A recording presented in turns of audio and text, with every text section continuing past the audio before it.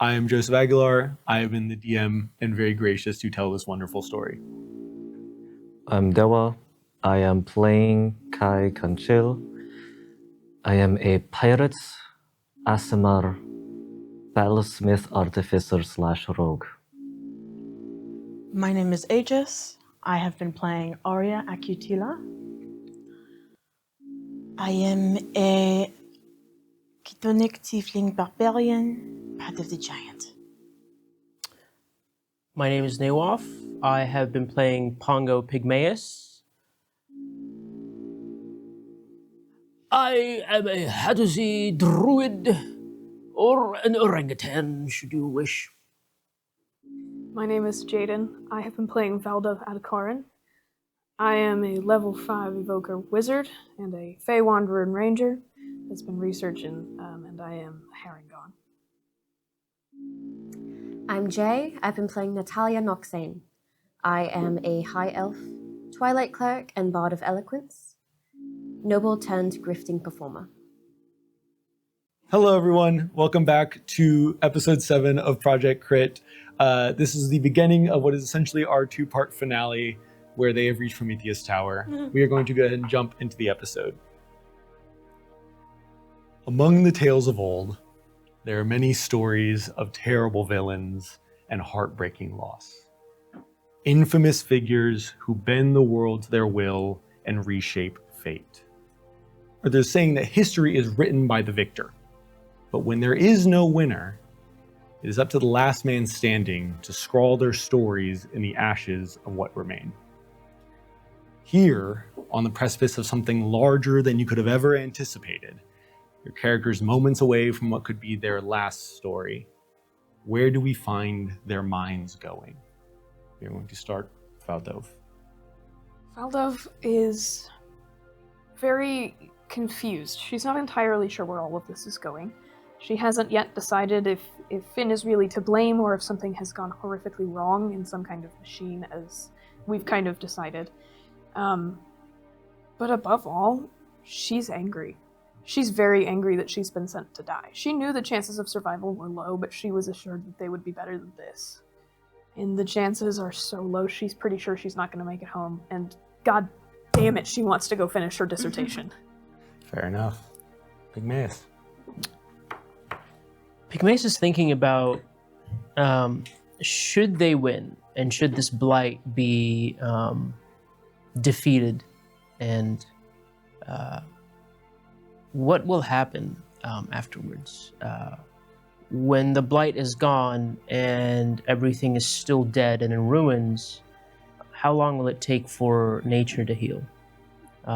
He thinks about how his work is still not finished even if the blight is gone, that he still has a lot more work ahead of him to put things back the way they used to be.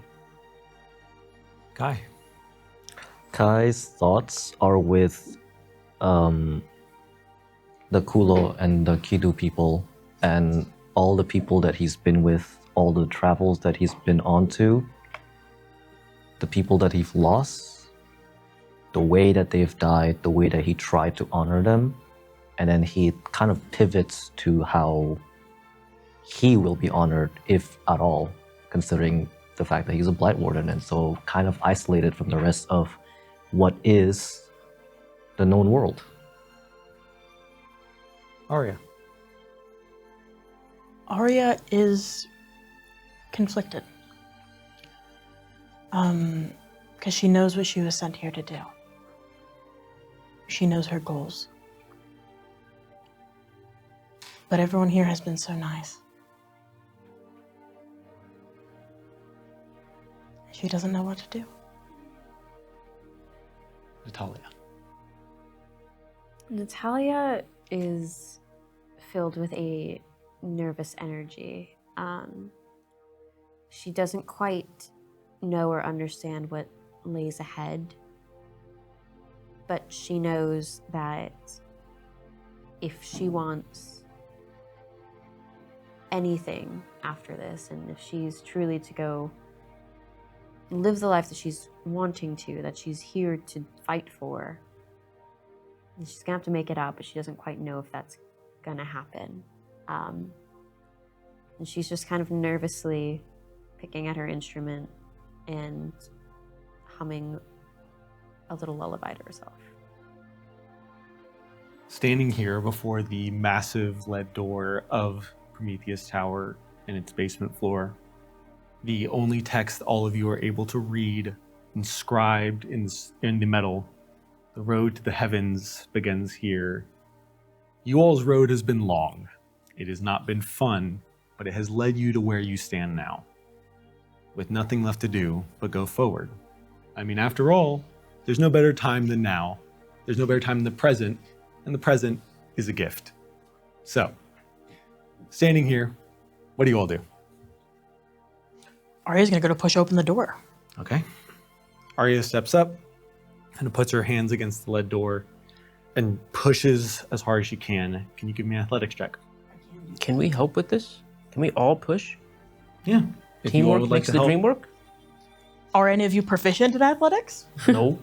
But if everyone is helping, I will allow advantage for Arya. Kai is proficient apparently, Oh, even though he has -1 strength, but he's proficient. there you go. Good enough. Maybe not good enough. 15. 15. As you push open the door, there seems to be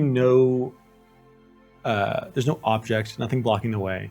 And so, as you are putting your hands against it and kind of summoning all the might from your muscles, it slowly cracks, and you guys hear the sounds of the metal screeching against the stone floor, before eventually you guys start seeing it fully part away. In that moment where it moves, there's a flash of energy. A flash that Valdove recognizes. Oh, God. A glyph of warning. I probably should have expected that one. As the glyph ignites and burns away, you can see it sparking in every direction. It flares, it blinds for a moment. You guys all kind of expect there to be instants of fire or ice or hail. There's nothing but calm stillness in the brief moment Arya pauses from pushing the door. The glyph fades, and there's nothing there. You finish pushing the door to the side, and you feel that there's just a bit of resistance, though not like there's an object barring the door, but more like there's something kind of behind it. Like when you open a door and there's, just a small thing there. As you shove it open, you guys gain sight of this basement floor. Here, the blight is overwhelming. There are tendrils that race across every section of the walls, the stone almost molded to match it and not vice versa. The air in here lingers heavy with that violet mist. It settles on the ground, but there's enough of it to rise up into your eye line. Ahead, there are tables and bookshelves in every direction. It almost looks like a small library in here to some degree. I mean, wall to wall, or on every single wall, there are bookshelves that stack to the ceiling. The levels here in the tower are each about 20 feet high, at least this one is. And so to see these staggering bookshelves that rise to the ceiling, there are ladders that have kind of gotten overgrown with the veins that now almost tie the ladders to the shelves themselves. Books lay strewn across the ground, many slowly rotting away to the sands of time, a lot just kind of left there to be forgotten. The tables around you have tools and equipment. You recognize some of these things as alchemical supplies or blacksmithing tools.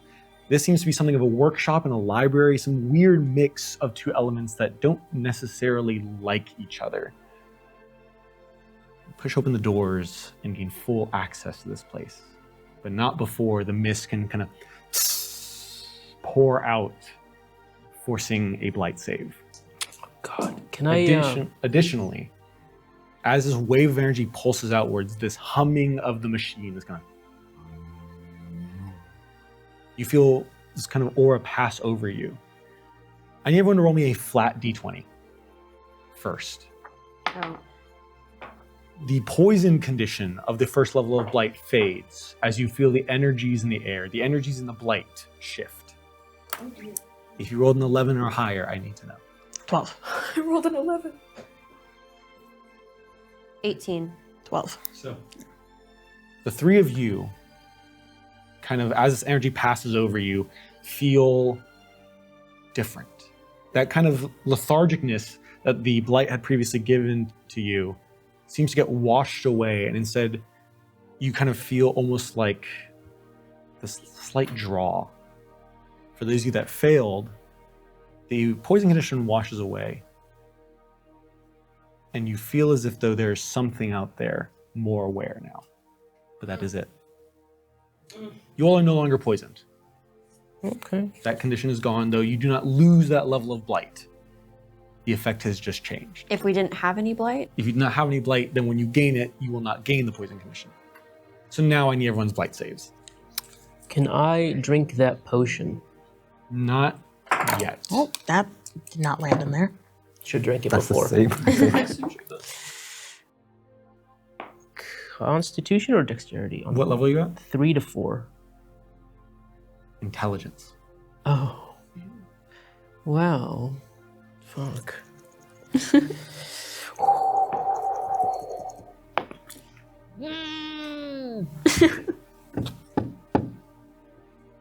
Six. Okay. This is some wild ass die, dude. We will go around. Kai. 17. Saves. 12. Fails. What level are you going to? 2. Flash of genius. Saves. My goat. We're going to skip over Pygmaeus. Okay, what am I adding to go from 2 to 3? Dexterity. Dexterity. Okay. That then is an 18. Saves. Okay. 17. Pygmaeus. Mm. Lost in thought about what lies ahead. Even beyond the blight. Beyond a world that is saved. A world in ruin that now has to pick up the pieces. The mist catches you off guard. As the mist fades past you all, kind of filling the tunnel a little bit, lowering itself as it is dispersed into a larger area, you actually look around and realize that there's more mist than there was before. So you look at Pygmaeus and realize that very lightly his body is emanating the same mist. That same violet hue to the air. Oh god. Pygmaeus, are you missing any health? Yeah. How much? 5. You heal 7 health. As you all watch. Do I get temp or? No, you heal 7 real health. Like, So your max is going up. no, your max is not going up. Are you missing HP? Yes. You regain your 5 HP. Okay. It does not Okay. go over. It doesn't Oh, go over. okay. Okay. Gotcha. Gotcha. Looking at This him, is scary. you see that where the mist spreads off his body, those slight scrapes and bruises that he had, just ever so gently, the mist condenses until small pieces of tendrils start to form on his fur. Additionally, Nawaf, When can I make a wisdom saving throw, dude? Come on. Nawaf, I need you to subtract 2 from 2 stats of your choice. 2 from. Oh shit. At least you get to choose.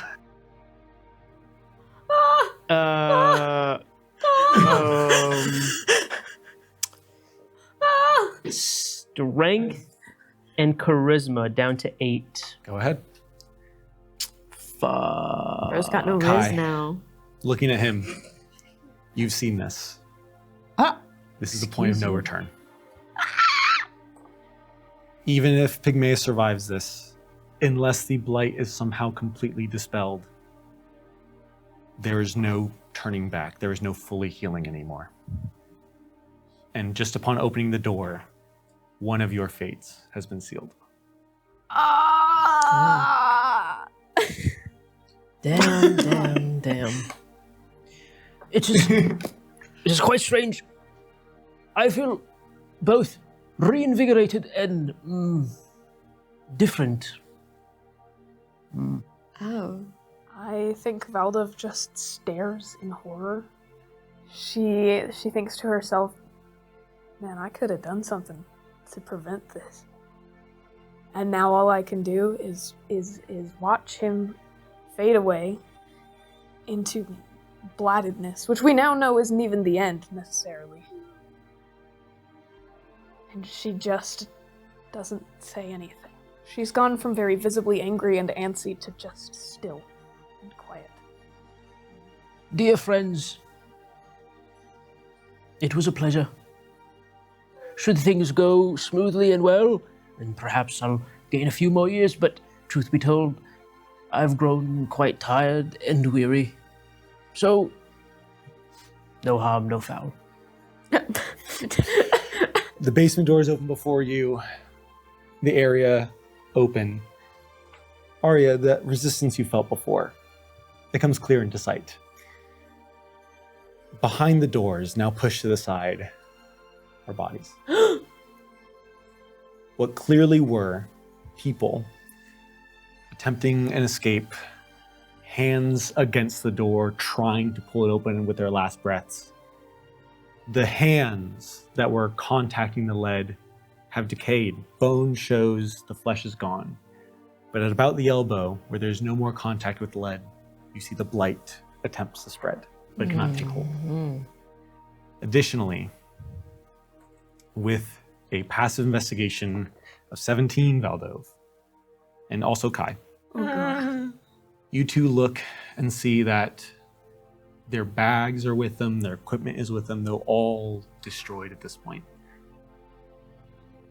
There's enough flesh to make out faces and mouths. And in one of those mouths, you see just a bit of that sand mixture coming out. There is nearby a small little stone with a face on it. This kind of piece of equipment that is strange but very familiar to some of you. Does anyone pick it up? I do. Valdove does. This is goofy. Brave. Hand this to A JBL speaker! in front of you. A sending stone crackles. Its signals clearly broken from years of disregards, and it speaks out in a broken tune. 1738. Finn, did you know? They tried to eat the sand. It just constantly repeats. Oh, that's horrifying. I think Valdove, whereas typically something like that happens and your instinct is to drop it, she just grips it. And that anger from before returns. Because now she has something of proof that Finn knew so much more than he ever let on. Someone that she had grown to respect as a researcher in something like this, as someone who wanted to help, has been part of the problem, and now she knows. She's just shaking. So, we do not recognize this voice. You do not. Okay, cool. They tried to eat the sand? What the fuck? What the fuck? What the fuck? What the fuck? Yeah, real. Okay. What is the tone of that voice? Oh my god. That was like almost condescending. I mean, I think we know what's going on, Mm-hmm. but, character-wise, no. But what the fuck? What the You fuck? guys also, on the other side of the basement, you see a set of spiral stairs that wind higher up the tower. Arya is Maybe. walking towards them. Is anyone stopping here in the basement to look around? I would like to take a quick look around. Just with my passive perception, am I able to kind of search at a glance? Or would I have to... Not the Discord notification. Yes. That is me communicating with production, sorry. Go ahead. What's up, Neil? Can you repeat the question? For me, with a passive perception of 17, am I able to just look around, or do you want me to roll to find anything of interest? Looking for things of interest is investigation, not perception. So can you go ahead and roll me a check? And I want to remind you all, you are not rolling a disadvantage anymore. I think Kai will probably look around. And so investigation for Yeah, investigation for anyone that would like to look through the room. I will also say you may roll other intelligence specifically based checks based off of things that are found. different roles will provide different information. Gotcha. But all roles in this room, or at least looking for stuff, must be intelligence-based. Gotcha. I'm doing investigation in that case. That's fine. 18. For investigation? Finally. Natalia rolled a 7. Okay. I think she's a bit more preoccupied with what the fuck The was that crackling sending stone. stone. And she's trying to look around and be useful, but like really she's 15 investigation. Both Pygmaeus and Kai, as you all look around, the room clearly left long ago. I mean, it's obvious that it's a library, it's kind of workstation. But as you look over the actual books that are on the shelves, as well as the tools that lie on the tables, you find more clues as to what this place was. On the shelves, Pygmaeus, as you're looking over the books, as you have many times in many academies, reading the spines, looking over things, you find a lot of research on the planes, on the various aspects of energy, how magic at its most fundamental form works, and then lots and lots of books on healing and books on abjuration. Yes, I remember reading some of these. Kai, a little bit more interested in the tools. You find that these tools are a little smaller than the humans' tools would be. Not by much, and they're a lot heftier. But they all point to one thing. Someone working on something very large. There's no small components here. Even the gear that you find left at the side is the size of your head. I mean, all of the equipment in this space is well used, and as someone who's an artificer yourself, you know, well loved.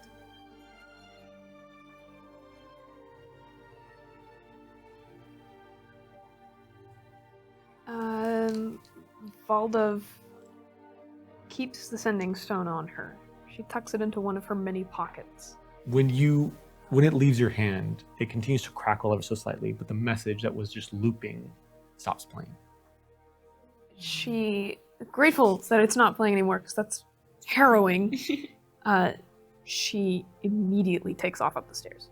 She knows that the orb they're looking for is not in here, and she is finding it as fast as possible. She has plans for the sending scroll, which, as she puts the sending stone away, her hands kind of twitch, cowboy in a shoot-off style towards the sending scroll in one of her other pockets, but she doesn't do anything with it yet. Since Arya was already standing by the stairs, waiting for everybody to... Can she grab Valdov as she's trying to run past? You can try. Grappling check. So it's athletics versus opposed athletics or acrobatics. Would doing an Arcana check here be too overwhelming? No. No? You can do, as long as you guys are staying in the space, you can do more continuous checks. Can I feel for anything that isn't the overwhelming blight? I'm assuming, is Sure, it? go ahead.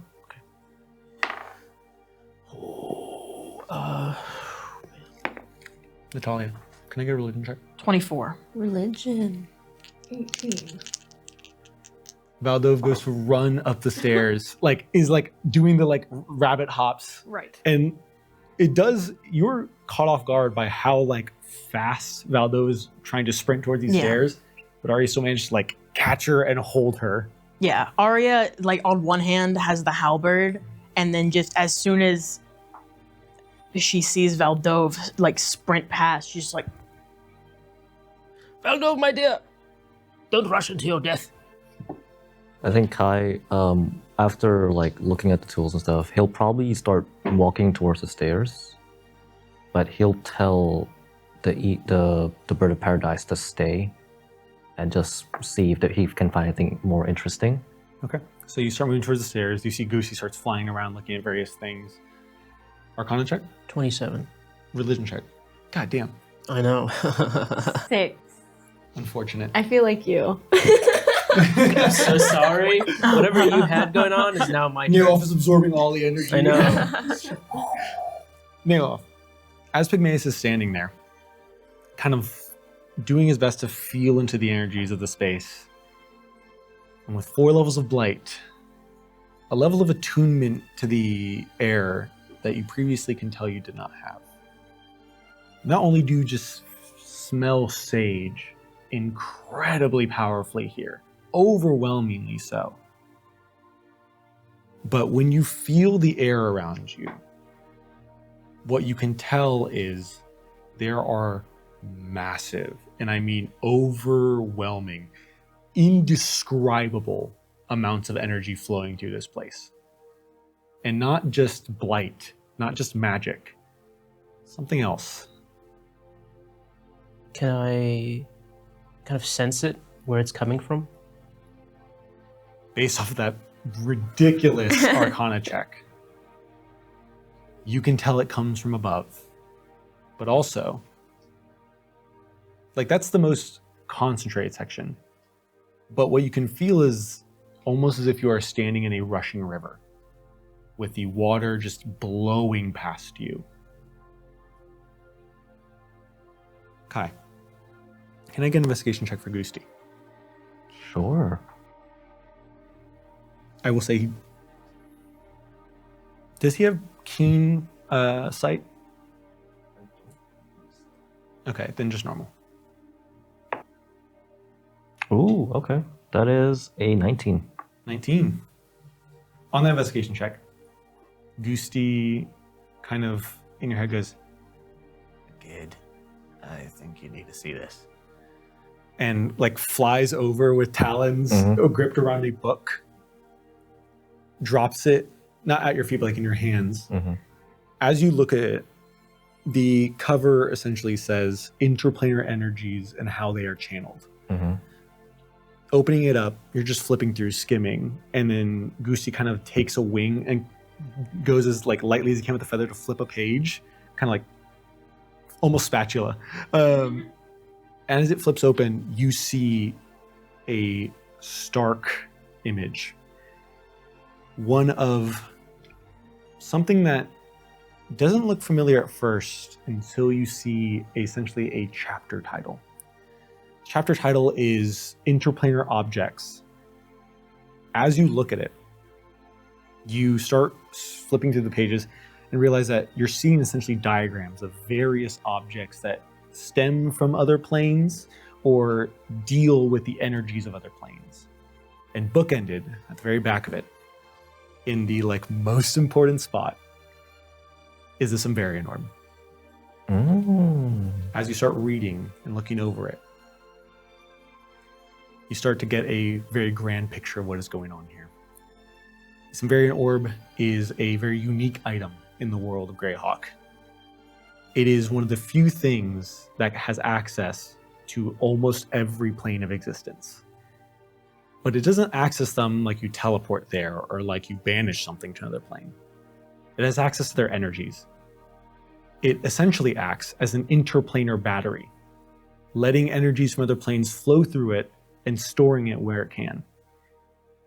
It is one of the most energetic items in the multiverse of the planes. It is extremely dangerous.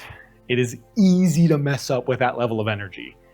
I mean, one thing goes wrong and you could be looking at what can only be described as like a 14th level fireball in terms of destructional power. But harnessed correctly, some variant orbs in the past have been used to power cities, power whole nations and regions. They've been used before very carefully to power magic. In the age of Arcanum, when magic was at its height, some variant orbs were the reason that mortals were able to cast things beyond 9th level. They were the engines that powered the civilizations of the Age of Magic. Fucking you is basically. I don't know if I can say it, but Chernobyl. We'll edit that out later. A lot of that. Yeah. But I think when Kai discovers that, he'll immediately like his eyes like light up, and he will like look at you, Valdov. Currently in Arya's arm, Yeah. tucked under like a basketball. Very displeased about that. Yeah, and then like show you the pages and the diagrams and begin like babbling about it. and talking about how like this or whatever it is, it's like a battery. The blight must have come because of the way that it was harnessed incorrectly, and so and then like for the first time, very much nerding out about whatever the DM said, and I think he ends with the realization that we can't blow this up. It will destroy all of Greyhawk. Probably destroy the entire Flames. Where Valdov has, on the few occasions that Kai has started nerding out about the things that he's talked about, and Valdov has just lit up and started taking notes. There's none of that there. Mhm. She hears that she can't blow it up, and kind of just...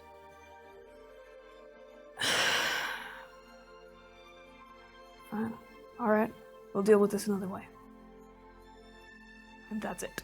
Pygmaeus, Natalia. Let us move on. Pygmaeus nods. Yes. You made me make a religion check. Yes. What'd you get in that? I got a 6. So with that 6, you don't really get much. That's what I mean. Yeah, okay, cool. With a 6, even with a roll that low, I'd say to some level, Mhm. not as blight as Pygmaeus, nor as connected to the energies around you, you can feel to some degree a heightened awareness of your god. Ah. Natalia would kind of like shiver at that. She's never felt that, to be so for real. Like in the temple, and they're like, you feel the goddess, and blah blah blah blah, and Natalia's like, yeah. And so actually feeling a presence Mm-hmm. connected to where she hones her energy, that's icky. This is a new thing, and she's kind of like very on edge. And as Arya calls out to them, she'd see that Natalia looks like it's almost like a little like thrown off, and not from the things in the room, like something from within, and she just kind of shake herself and go, yes. Weird question. Hey Kai, what's your passive insight? Not good.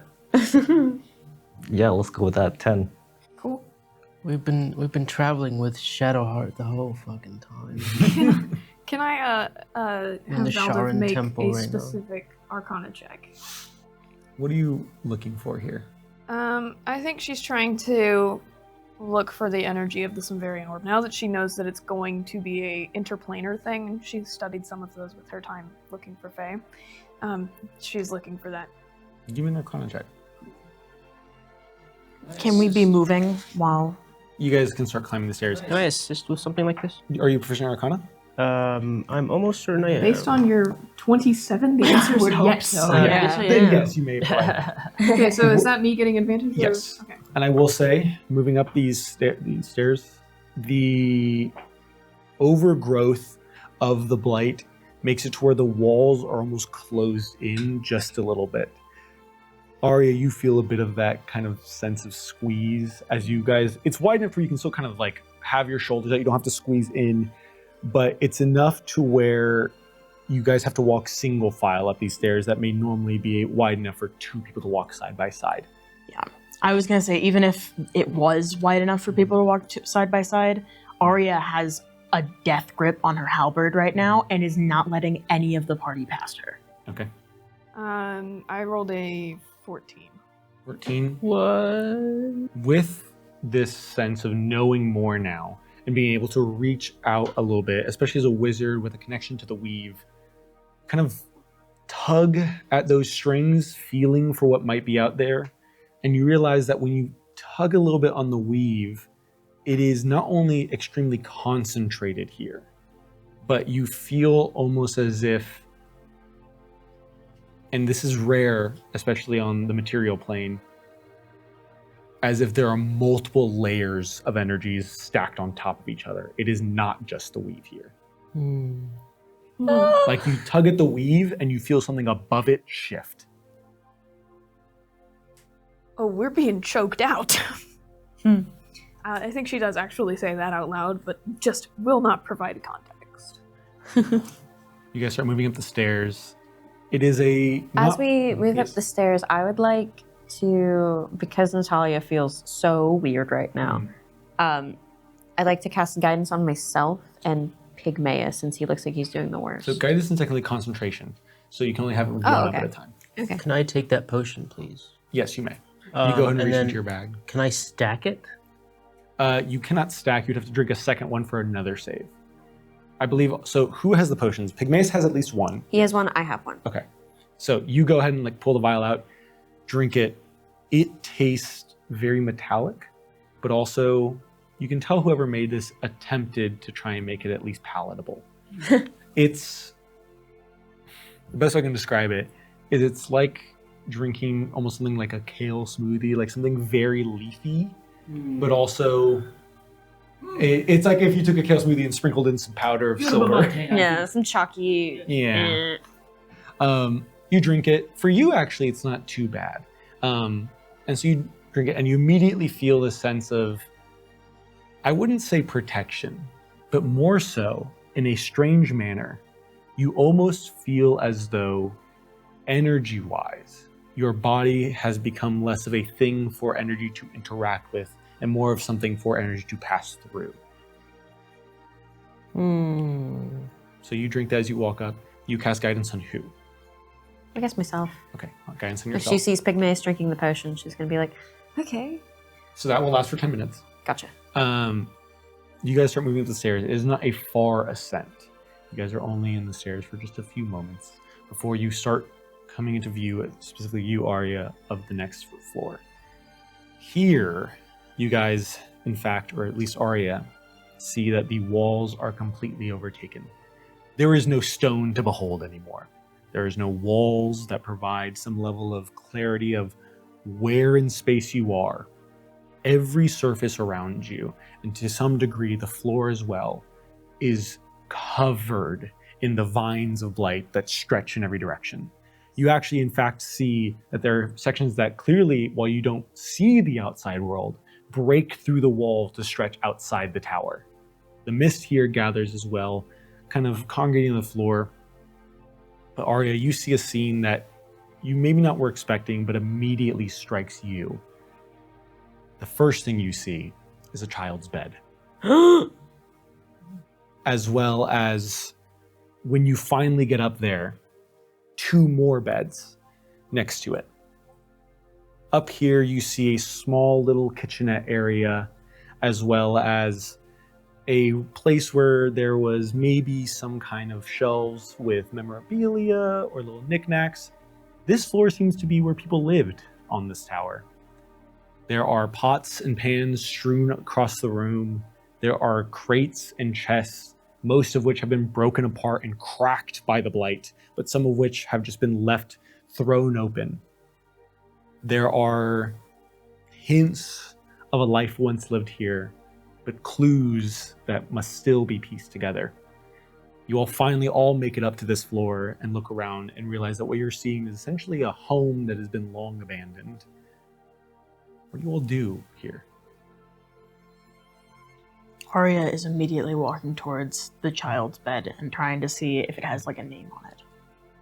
You start looking around. Can you give me an investigation check? Oh god. As you start looking over the area, there are certain things you'll get just by being in the space, but there are things that are a little more tucked away.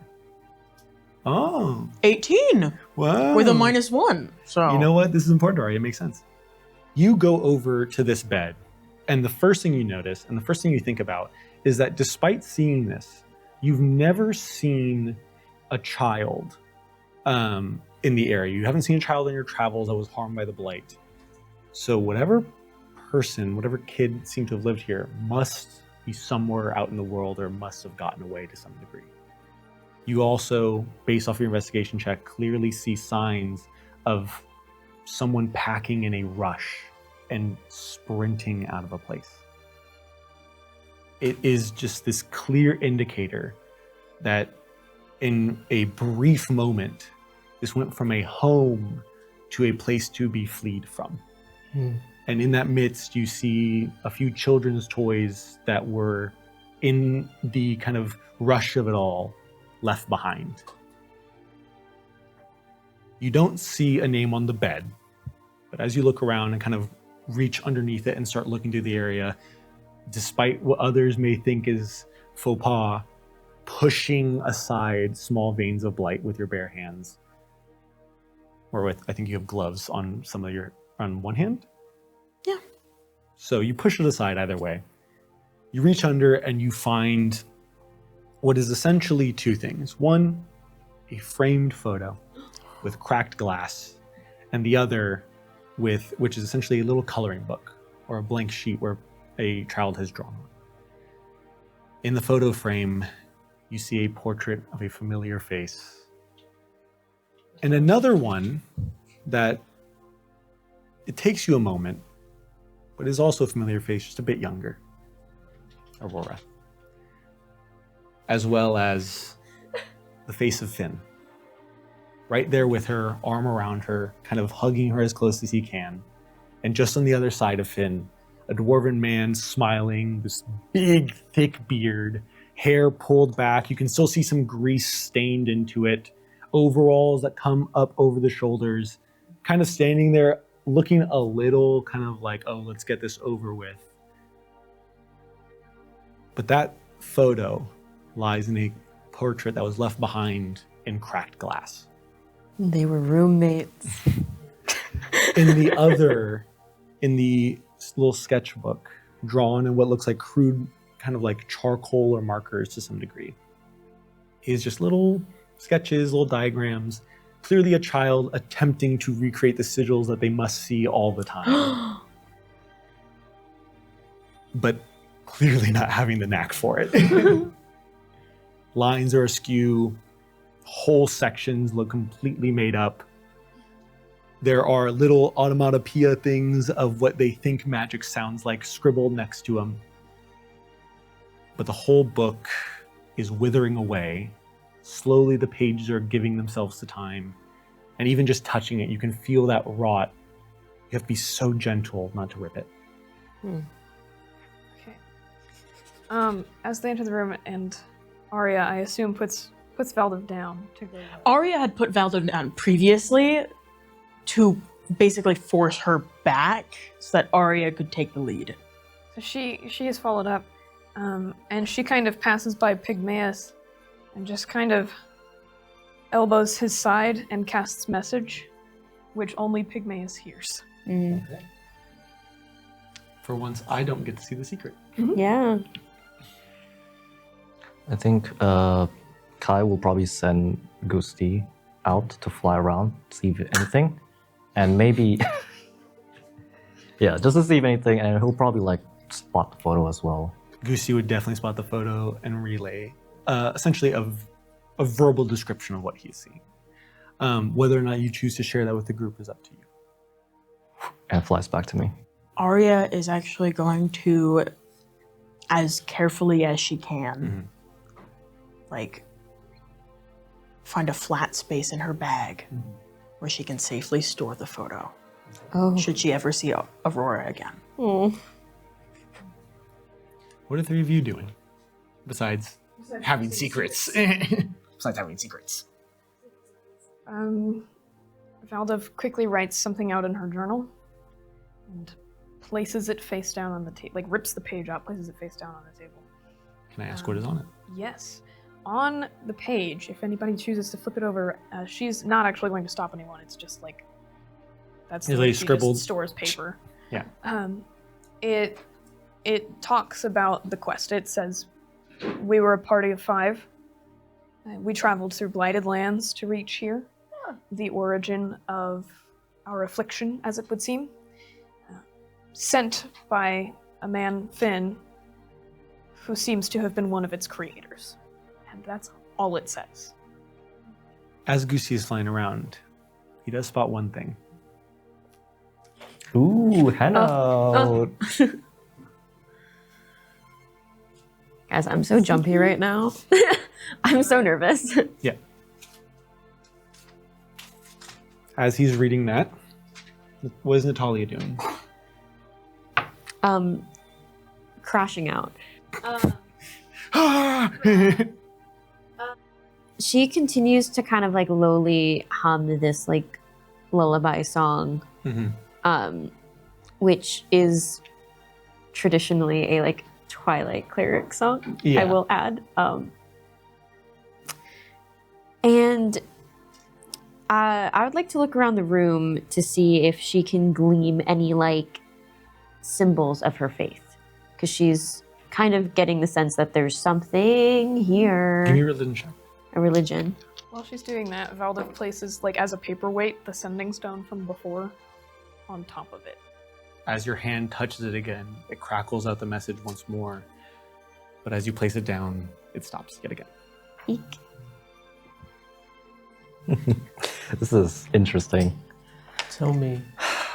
I think Kai will probably read it out loud Okay. and say, Adventurers, it has been 16 years since the blight overtook our land. For too long, it is time it has come to an end. Call me mad, but I believe I have found a way to remedy this work. Believe me or not, thank you for taking up this task. I assure you the remainder of your payment when you return. After you reach Prometheus Tower, please make sure to use the sending scroll to contact me. It is of most importance that you get as high as possible up the tower before calling upon me. It is not safe for me to remain there too long, and I cannot be caught on the lower floors, lest the plans I have taken years to make fail. Whatever you do, do not hesitate once you are in the tower. It will only be your end. May the gods have mercy on your soul and good luck. It has the symbol fin as well. Scheiße. Well, So fuck the 18. gods. 16 years means 4 years ago. So we were not the first people to make it this far. Seemingly not. Well, I mean, there were dead bodies with Yeah. sand in their mouth. Well, yeah, but They try to eat the sand. They tried to eat the sand. That was an 18 on the religion. We'll get there in a moment. You can just think back on it and realize that with nothing else to do, it must have been a desperation move, knowing that this thing clearly fends it off to some degree. Might as well try something. Yeah, and there's like a very, like I said, the tone was very condescending. It was very mocking. And it was aimed at Finn. So. 18? Yeah. Then 18, here, you are feeling the energies of the space. And you look around and you don't see any symbols of your faith. Mm-hmm. But as you kind of really, really concentrate on that emotion, what you realize is that what you were feeling was not necessarily just your goddess, but in fact the overwhelming pull of the heavens above. Your goddess lies amongst the stars at twilight, but there must be someone to watch over the rest of the day. With an 18 religion, you realize that there is a much greater force and power here than even a singular god. Ah. Oh, hello, Pantheon. So, standing in this place, seeing all the signs of what may have been some kind of room for people to stay, 2 beds long left empty, and a smaller one that you've recovered some items from.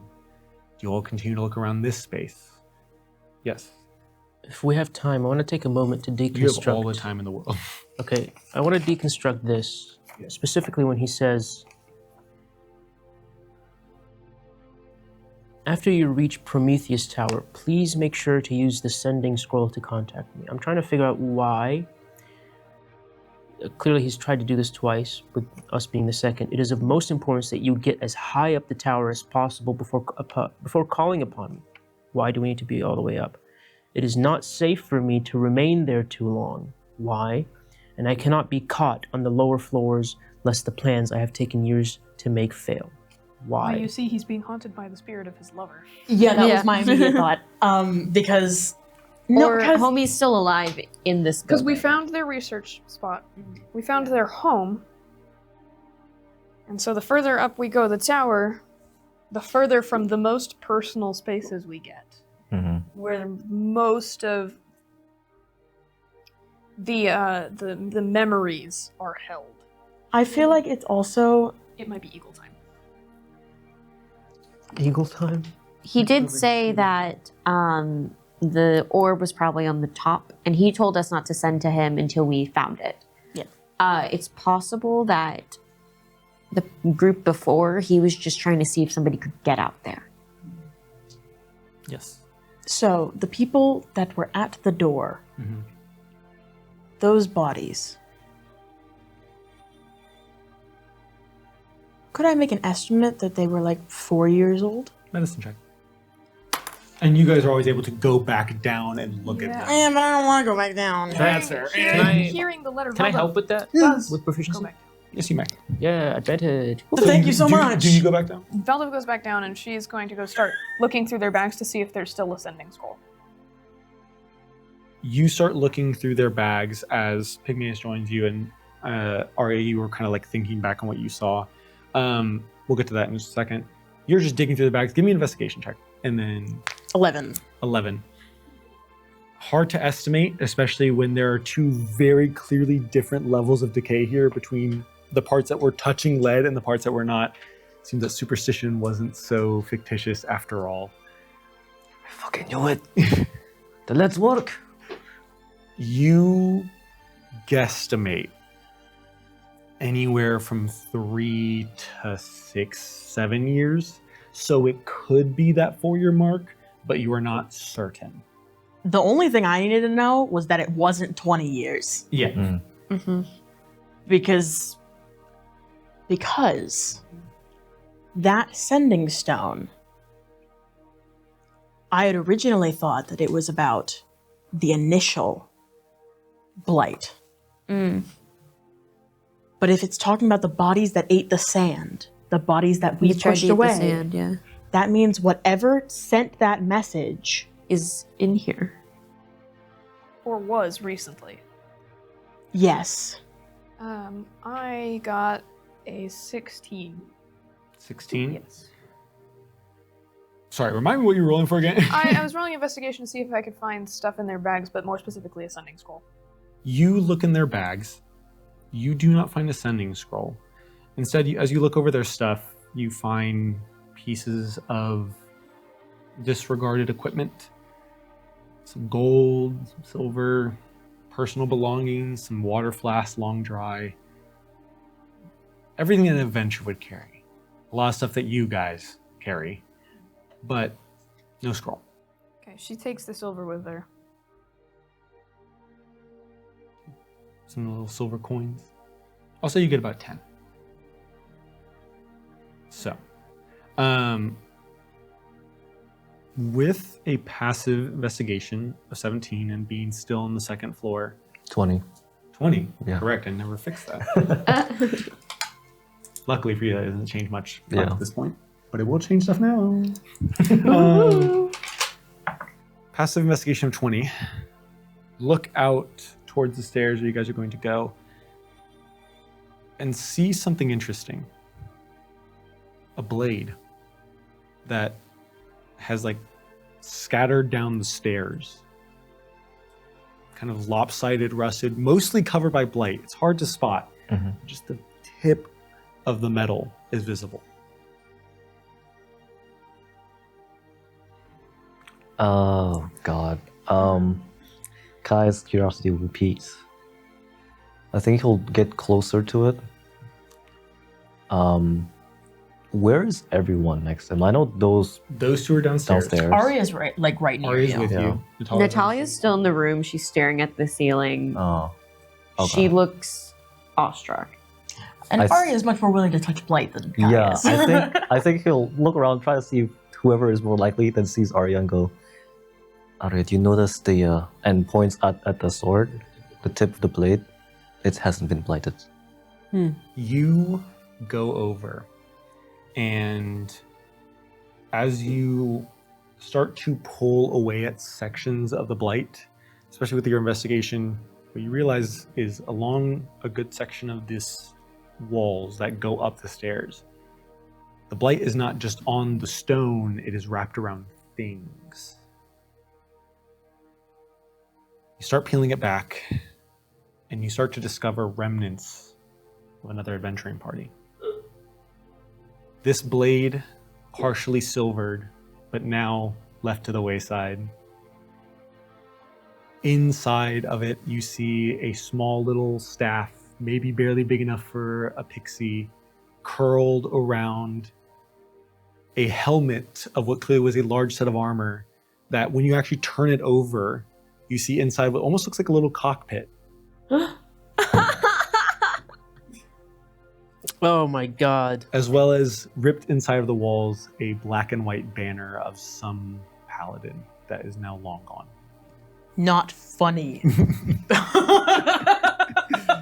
For the audience that does not know, we had a test game of this. These are the unfortunate adventurers from the test game. Oh my god. Did they actually die in the test That's game? what I felt. I'm not gonna was say. happening. I guess we're gonna Clearly find out they after have. tonight. Okay, well, in lore they have.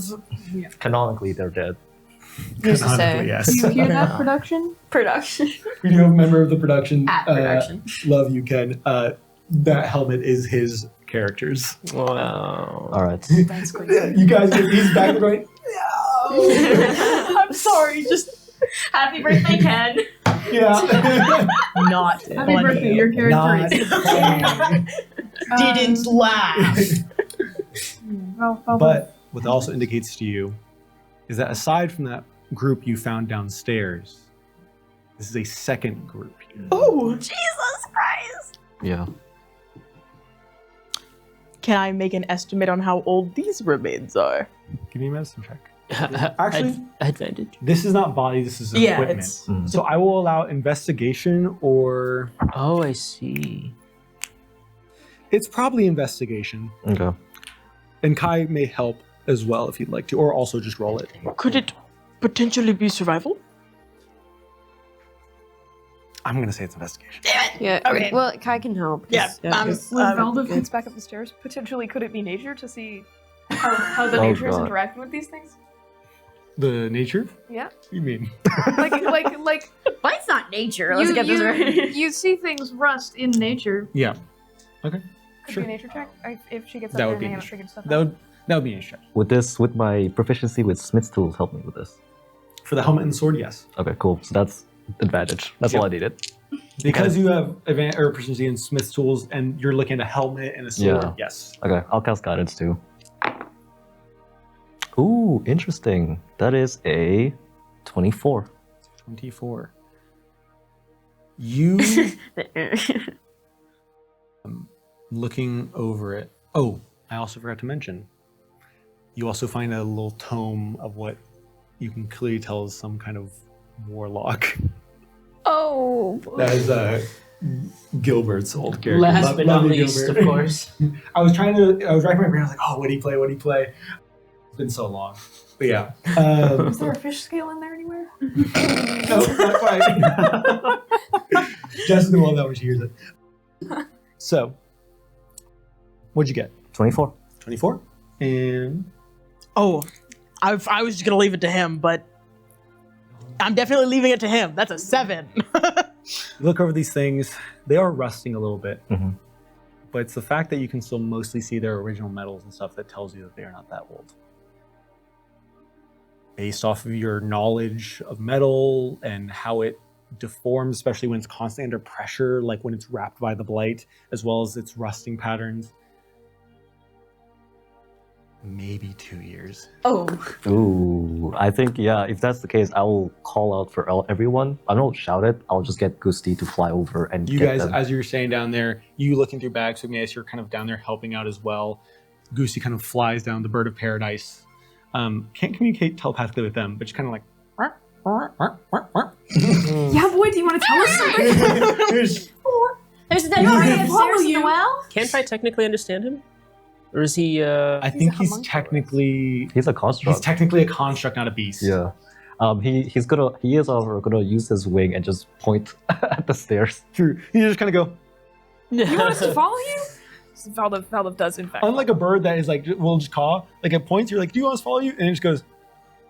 Like, are you stupid? That's what that means. Yeah. And then after that, he'll fly over to Natalia as well and do the same thing. Well, Natalia's up there. Natalia's, with y'all. I'm up there. Yeah. But Natalia is like zoned out, staring at the ceiling. Turn over and be Natalia. Natalia, are you alright?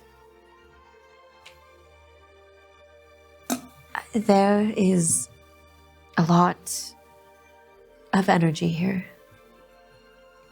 More than I've ever felt.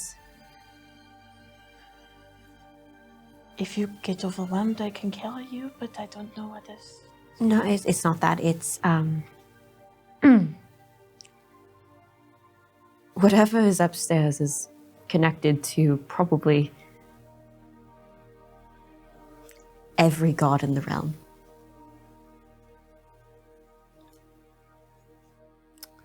As you are both looking at each other, you two, I assume, come up the stairs. Well, that's a fun thing to come back to. So you come back upstairs, and as you're walking up, hear that you all are gathered back together on the what is the first floor, because the bottom one is the basement. So you kind of get up there.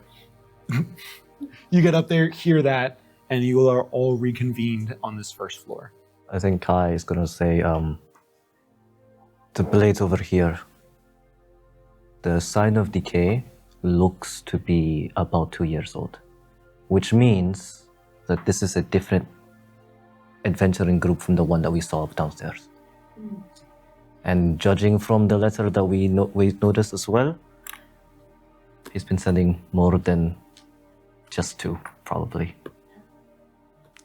Weirdly enough, that makes me feel better, because he must be confident. Or desperate. The things are not mutually exclusive. Yes. Desperately confident. I think I'm less concerned about us being sent here to power a battery. I think with this Varian orb being what it is, we are in fact sent here to be the shut-off switch more than fodder. So I'm feeling a little better. She's not feeling great, guys. Yeah. Anyone with an passive insight higher than 14 can tell she's not doing well. The world knows. It's just like, yeah, I feel so great. I mean, technically, we just have to see that it's there, and then we can dip. Yes. But So, any exit strategy that you guys have plans? huge ego fly out. The blight has seemingly, at least on these lower floors, and you're not sure once you get higher up, but it is not like there in the stone. It is another wall that is built on top of the stone, essentially. Okay, Valdov has seen the blade pointed out, and she kind of looks at Kai and she goes, what metal is it made out of? Because if it's silver, we ought to pick it up. We need as much silver blades as we can get. I don't care what shape they're in. They're in desperately awful shape, but I will take it. It is a silvered longsword Okay. that is only strong enough for one hit. Like it is brittle enough at this point, having been surrounded by the blight. Interesting. One hit. We get one hit with this thing. It's a one-hit wonder. I want to make a reference so bad. So, with that all being said, you all gathered here on this first floor. Can any of them lose a longsword? I think Kai can. Kai Oh, yeah, can. Kai can. Yeah. Kai and Arya can. I think us two are only two. Yeah. Are clerics proficient in martial weapons? I think paladins Twilight are. I have it Clerics filled are. in on my sheet. Yeah, I think So then, Twilight yeah. Clerics That's are. actually really funny. Valdov could also use the sword. What? She's proficient in martial weapons because she's a ranger. It's just Pygmaeus. 5'2" big sword. I think the Monkey. the main thing is just Monkey. I just imagine you trying to hold it with your feet. main thing is just handstand fighting you with his feet. Arya uses her main stat strength, and I also use my main stat intelligence. That's the big bonus. Yeah. So, you guys stand here, and now when you get closer to the stairs, what you realize is that to get further up, the stairs here are so congested with blight, you have to cut or somehow force your way through. Valda pulls her spear out of her backpack and just starts stabbing her way up. As you do that, when you first stab it, normally you see a bit of mist pour out and the blight retreats. Here, when you stab it with silver, the blight singes and burns, but does not back off. Seeing that it doesn't back off, Arya's gonna kind of like once again put her hand on Valdov's shoulder and be like, if I may. Additionally, when you stab it, you hear this kind of, you all, in fact, hear. I need everyone to make a blight save. Curses. Tongues. Tongues you've run out at this point. Curses. Yay! You also solve guidance. Yes. I don't know if I want to roll this, I'm going to be honest. I'm running out of Flash of Genius, guys. Still got a whole other episode left. Yeah. We're good. We're good. Trying to save him. Nat 20. Okay. There you go. Thank God. It wants to be so niceys to me. It did not. I can't help you with that. Oh no. Y'all. Oh Flowers, God. Pygmaeus. Talk about the wabbits. So, with a modifier of +1, Well, wait. You're going from 4 to 5? yeah. This is a wisdom save. Oh! Why did you say 17. so? Okay, you are good. God, finally! Okay. That's a win. 2 to 3. You've hit the wisdom save. You've done it. 2 to 3 is a dexterity saving throw? What? 2 to 3 is a dexterity saving throw? Correct. Okay, cool. I have technically here a 13. Is that a failure? Okay, wait. Wait, though. Because lucky footwork means that I get an extra d4 to my failed dex saves. I'll let it slide. Okay. Dodges it. I mean, yeah, it's like the miss. So now it's a 16. Saves. That in fact saves just barely. Getting by the skin of your teeth. Natalia, Another 18. What You are the good. fuck, dude? what'd you get, Arya? Hello? I have bad news, guys. What level are you at? So you're going to 2, so it's strength. Yeah. 9. I rolled a 2. Yeah, I can't help with that. Arya, you lose 9 current and max HP. That's fine. Still better than all of us. It's fine. Listen, Yeah. I still have 100. if we decide Oh, to blow it up, you're at exactly 100. Yeah. I'm at exactly 100. Yes. if we decide to blow it up, there's no going back for Pygmaeus, right? Just let him go out in style, okay? So let me be Y'all- cool. Let me be cool. Y'all can go to your safety. The pixies start playing as we walk There away is from no the tower. there is no safety from I this. know. We're nuclear wintering it if we blow this thing up. Witness me! Yeah, nobody's gonna survive. Yeah, So maybe not. Stand ready for our arrival because it's just coming.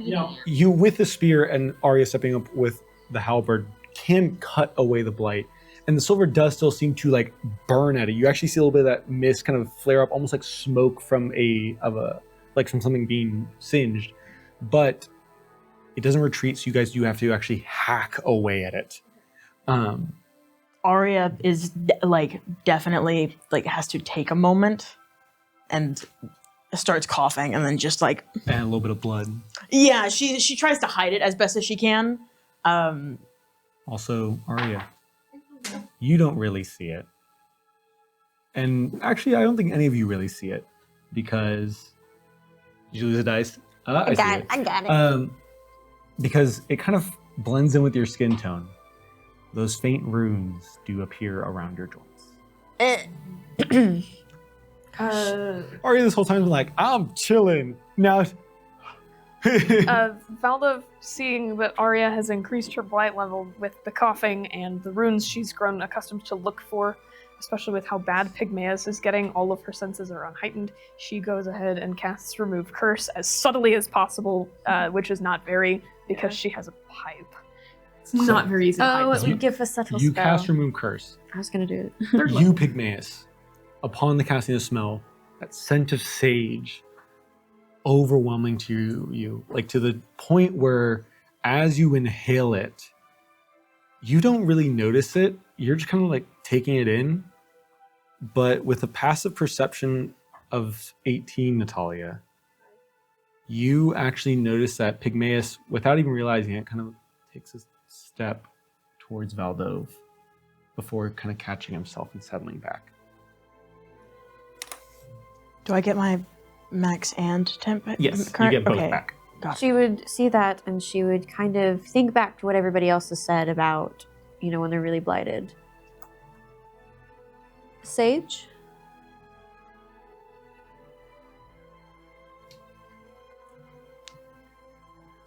What? Because you were smelling sage and you took a step towards Valdove. Oh, you were saying that to me. Yes. I thought you started smelling sage. I was trying to figure out what you meant by that. No. Yes, I. Glasses. Getting character. Yes, I apologize. I thought I smelled my mother. Pygmaeus, you scare me like that one more time, I'm gonna put you out your misery. That's- Yes. Speaking of putting out. what the fuck? What the hell? Arya Mhm. has a little bit more experience than most people within Greyhawk with blighted people. Correct. Would she know of like heavily blighted members of her faith attacking highly magical ones? Give me a perception check. And again, this is you recalling things. you've Yes, seen yes, before. yes.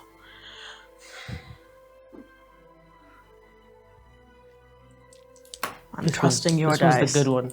My like default pose is like this, and so I'm having to, like take my hand away so I don't cover my mouth. 23. 23. You absolutely heard a warning from the elders of your faith that when someone gets too bad, it is best you stay away from them.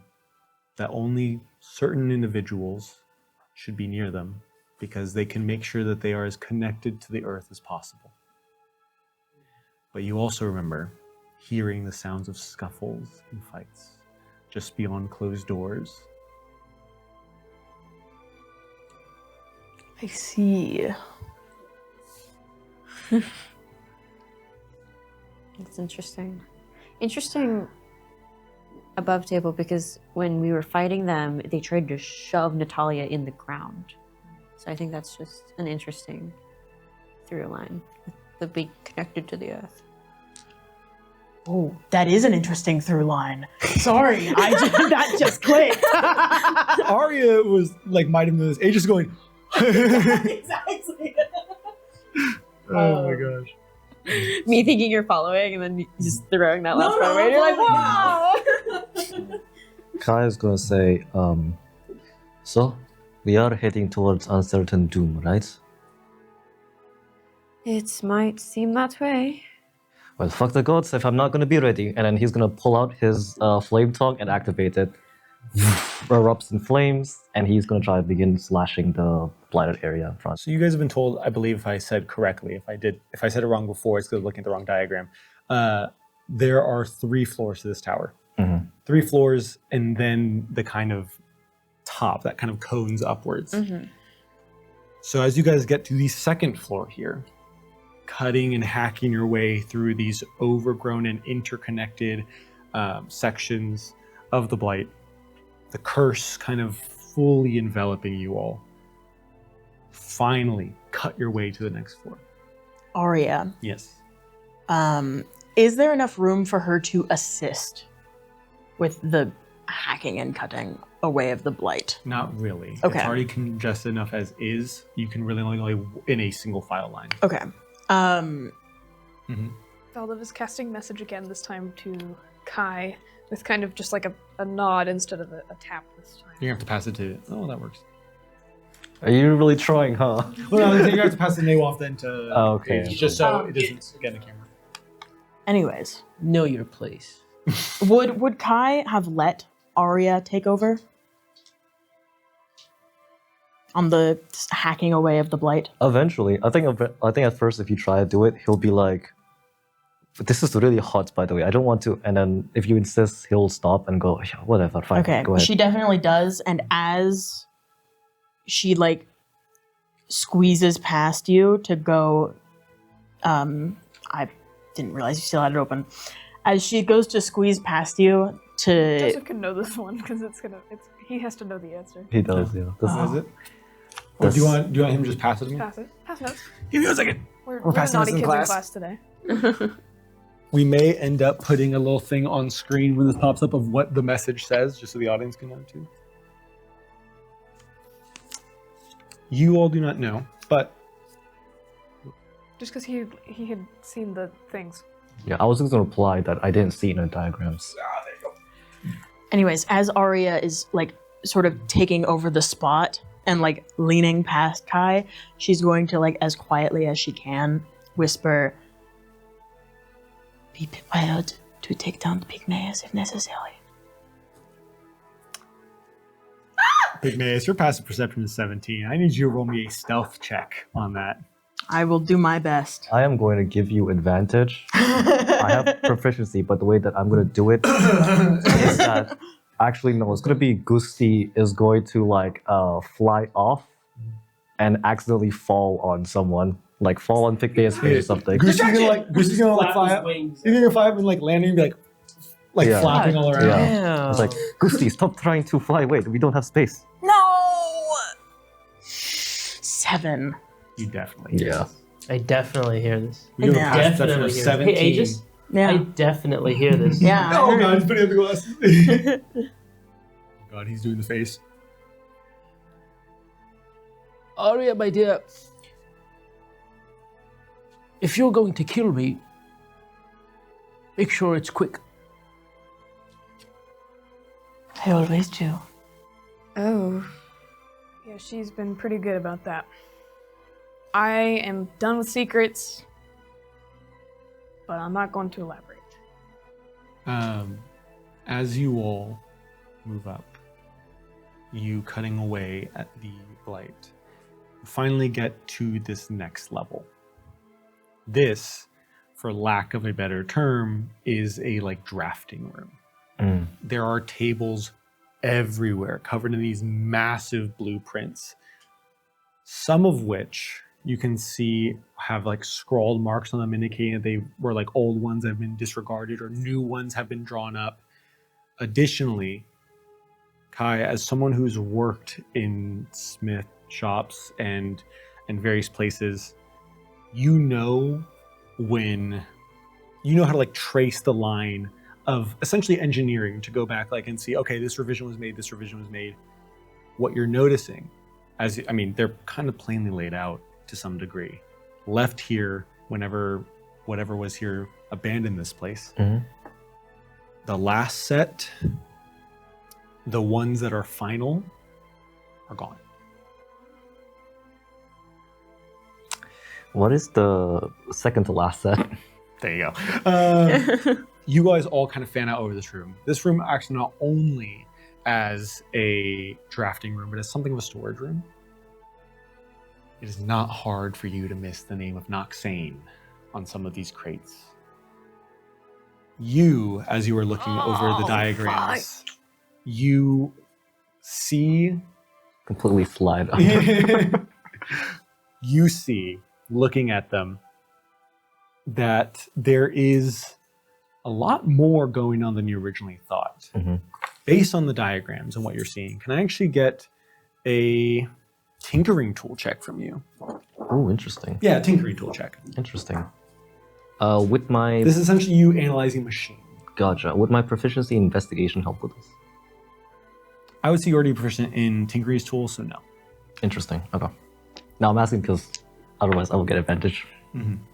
This will be a normal roll.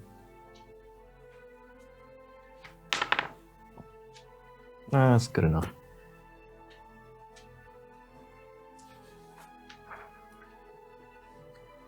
$18. 18. Based off what you're seeing, and you don't have the whole picture, first of all, there is no off switch. At least not that you've seen. There are safety measures that were seemingly put in place. But the more you look at them, the more you realize that they aren't really safety measures to turn the thing off, but just to contain it. And they have to be activated by 2 people. One person alone cannot activate these safety measures. Additionally, looking at these diagrams and these essentially blueprints, what you realize is that the Sumerian orb, the thing that you guys have been chasing this whole time, is just the battery for this massive machine. What you're essentially looking at is the orb plugged into a massive engine that takes the energies that it collects from all the various planes and attempts to channel one very specific one, the energy of Mount Celestia. Yep. When you look over the diagrams, what you realize that in order to kind of filter out all the other energies that it is gathering, they had to install pylons, essentially, that are around the machine, that all the other energies are anchored to. And those energies are still used in other parts of the machine. In fact, you see a section of Feywild magic, or a Feywild pylon, an anchor, that is used to contain the chaos energy that the Feywild constantly outputs. But there are those pylons for 8 different planes. The Feywild, the Shadowfell, all of the elemental planes being fire, water, earth, and air. And then there are anchors for both the negative planes and the positive planes, kind of lumping them all into one area. It took a lot of filtering and a lot of precise work to filter down to that one stream of energy. But that stream of energy is extremely potent even alone. You're looking at essentially a river of power that flows out from Mount Celestia that they were attempting to essentially put a dam on and harness. Also looking at the diagrams, what you realize is that this thing is huge. You guys are not going to the machine. The tower is it. The entirety of the building that you are in one fashion or another, contains components of the machine. The walls, though you cannot see them here, are filled with gears and wiring, as well as various sigils baked into the fabric of this place that holds it together and allows the machine to run as it does. It takes more than just a small little localized room to contain all energy. It takes a tower. A tower where fire was meant to be brought to the masses. Oh, this is a magic spreading device. This was to give non-magical people magic. Not that you're sure of. Not that Feldiv knows. Well, Can as you the- two roll me Arcana? No. I'm Well, the thing is with dams is that when you block something like a river with a dam, you don't want to completely block it because it'll just overflow. And you want controlled streams to exit in order to harness that energy. Now, I don't know if Finn was trying to do that and whoever else was with him. The Calc? I will remind you, Finn's partner's name was Torrund. Torrend. I wasn't emphasizing the D enough last Yes. episode. Torrund. Torrund. Torund. Before I continue, what was it that you wanted me to roll again? Both Valdove and Pygmaeus roll Arcana as you are also looking over the various blueprints that are out around the room. Natalia, you looking stuck on the Noxane family name on some of these crates, also find tucked in them, as you can't help but go and kind of investigate, a letter. Now, I don't have a handout for this one, unfortunately. How dare. I hate to say it. But skimming over it, the letter is from someone to your family that was never fully sent out. It has a similar stamp that you've seen before. The letter essentially says, there is no need to worry. I know that our work is controversial, but I promise that your name will also go down with us as helping the world. Thinking back on it, her family was always very scared of a scandal. Yeah. And you were now realizing that they were not scared of was a scandal. They were scared of another scandal. Natalia, after finding this and reading it, the stamp on it, is it Finn stamp or is it like... It is Finn's stamp. Natalia, oh my gosh, she's gonna like... But actually, I will say one thing. It is the stamp that you guys have associated with Finn, but not his handwriting. Disgusting. Is there a date on the letter? Not that you can see. Okay. Natalia is going to curse under her breath and she's gonna kick the crate. You kick the crate, dust billows off of it, sections of light that had almost wrapped around it. You see kind of shake it, and you kick it, but it doesn't move very much. It is still a big crate at the end of the day. Your boot impacting it and letting out a resounding thud, which all of you hear and look over and see Natalia just kind of staring at this empty box. She looks irate. What did you two get in your Arcana checks? 25. 25, it's both of us. Damn. Both of us. Yeah. Combined 50?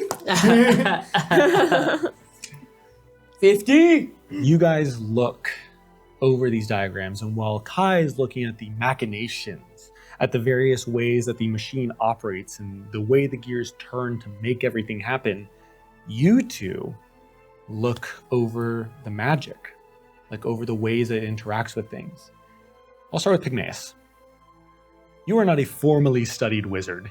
You are a druid, but deeply magical still nonetheless. And looking over these things, what you realize is you see a sense of fighting against nature, fighting against entropy. This constant battle that the way these glyphs and runes are laid out, they naturally want to decay. Much like trees out in a forest, they can only last so long under the constant battering of weather, or in this case, use. And so they've been designed in such a way to fight back against that. Meaning that whoever designed this knew that what they were doing was, for lack of a better term, risky. They knew that the runes and sigils naturally, under so much pressure, under so much energy, would struggle to keep themselves intact, and therefore designed around it to attempt to mitigate that risk. There's a lot of drafts. You see about 20 different versions of these sigils, meaning the person who did this put a lot of work into attempting to make that happen. But also, they had the knowledge that what they were doing was not foolproof. Valdove, you are a formally educated wizard. I am, in fact, yes. You've been to many different classes throughout your time at the Institute. You've been to Enchantment 101, you've been to, Evocation 1305. But realistically, everything you're looking at has one school of magic written all over it. Abjuration. You don't know a ton about it. You're not really a healer. You're not really a abjuration wizard that has wards that they put up everywhere. You know glyph warding, I'll give you that, but you're not specialized into it. And so looking at this, you're having a hard time deciphering it until you start remembering pieces of all that has happened, and then you think onto the times that you have healed someone, or Natalia has healed someone, or even the ways that Kai heals people. All of them share a similar language in abjuration. A language that is, while similar, distinct from that of warding and protection. This is not a mass spell engine. This is a mass healing engine.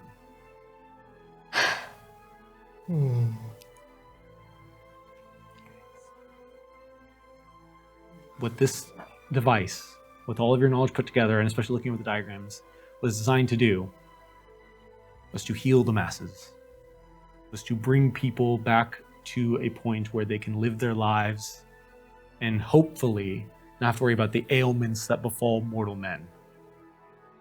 We're looking at a fountain of youth. An attempted in one. Effect. Mm-hmm. Haven't we learned anything from the stories?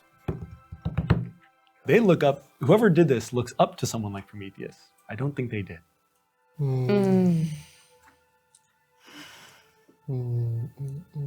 They heard about So- El Dorado and went, that was real. That's a great idea. That was real and not an allegory. Yeah. That was real and we should recreate it. You guys are all left here in this room.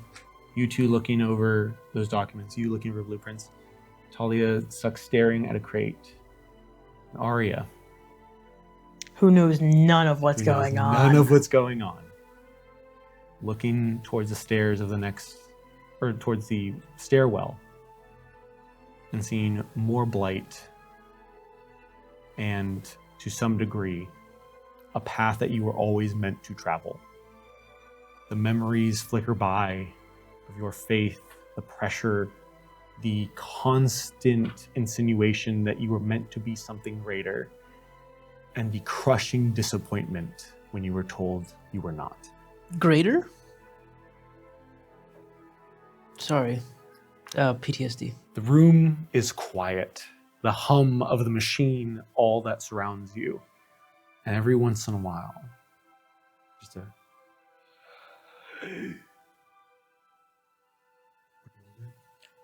Arya is going towards the stairs. And if she needs to, she's going to start hacking away.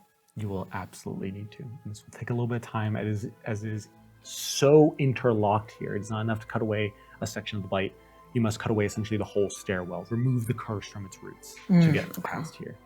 So you will take a few minutes to do that. But you all do kind of like, as you're stuck in your heads looking at whatever you're doing, hear the sounds of these tendrils being cut away at by Arya. Arya, I need you alone to make a blight save. That's what I figured, and that's the way I wanted it. What is that? This is a strength save. I know, I'm debating which dice to use. Oh, no. Important choice. Because all Yeah. of them have been very mean to me today. I know. They need to warm up like Jaden's. Thank you. Fingers crossed, fingers crossed. Aegis did make fingers crossed I'm emotes flipping. for everyone for important roles. 25. They work! 25! They worked! As you hack away, your mind's so preoccupied with the memories of the past that your body is simply following what it knows to do and does not even consider the blight. The rest of you, what are we doing? Natalia's gonna throw a sacred flame at the box and scream it. Yeah. So like Natalia's kind of there. She's got this paper in her hand.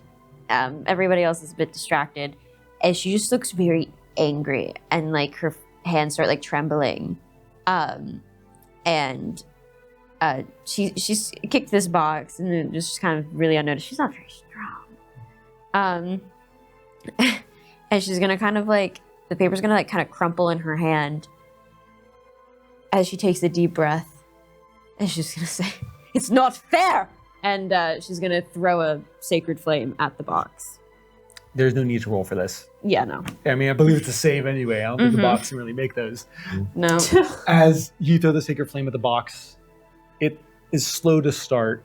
This tiny pinprick of a fire before it kind of expands outwards, slowly consuming the crate. Valdev, just kind of without even really missing a beat, just goes, well, it's not fair that you could have helped to stop Pygmaeus' fate, that we're becoming playthings of the weave at the hands of foolish men who wished to cheat death. Oh, shut up, princess! Well, I'm the princess now. And she goes towards Arya and just is going to rabbit hop her way up the stairs. It's so... I'm sorry, I know it's a very serious moment. Oh, I'm the princess now. Just jumping up the stairs to get as far away as fast as possible. You start moving upstairs. You get about halfway up before you meet with Arya, who is still hacking away at it. Yeah. Knowing that if you stay in the area while she does so, you will have to make blight saves. I will also say, normally, upon hearing any sign of distress, Arya would immediately stop whatever she is doing and make sure everybody else is okay. She's hacking away. All according to plan. I think Kai is, you see that he looks a bit too calm and nonchalant about the situation. He sees the little confrontation and he whistles a bit and goes, yeah, and goes, nothing is ever fair, unfortunately. The world was always made to be against us. The fact that we needed something as risky and as dangerous as this in order to achieve something that could have been given by the ones above is quite ridiculous in my eyes, but I think Kai sees the anger and decides to calm down, but in his head, he's thinking, they're doing the right thing. He's a pirate. He's been doing risky things. He does go to daring adventures in order to do something, and sometimes it fucks up terribly. So for him, he feels an immense level of sympathy and empathy for Finn and Torin. Goosty kind of looking in your direction kind of goes, Mortal men are always destined to die. It's the unfortunate truth of the world we live in, but what matters more is what we do in that time that we have. Wouldn't you agree, kid? I don't know. We spent a lot of time domesticating plants and animals, changing the world around us. We were being given the gift to change reality through magic. Why not take it? Why not take it? What is the point of curiosity and experimentation and trying to be better? I will say the bird kind of takes a pause and looks at you and goes, Kid, I know we're artificers, but you gotta be careful. If everything's a nail and you have a hammer, you're bound to break something. Fuck the gods. And then I think Kai also heads up to the stairs. I think seeing that currently she can't continue up the stairs without putting herself at risk, and knowing that she has some specialized knowledge on this that she needs to be alive to keep this all going, she heads back down the stairs. She's still pissed. She goes, no, you know what? We don't have time for you to think that everything isn't fair. You got everything that was coming to you, from what I've heard. Everything that was coming to me. Everything. Everything. Everything. Your imprisonment, your running away, everything that was coming to you was your own fault. You do not know the first thing about me. And I'd like to keep it that way. Olaf is just stuck there. Y'all are having this argument and it's so good. And I just look over to you off. Stop signing! You cannot tell me what I deserve when you've had a life of privilege. And you haven't? No. Noxane?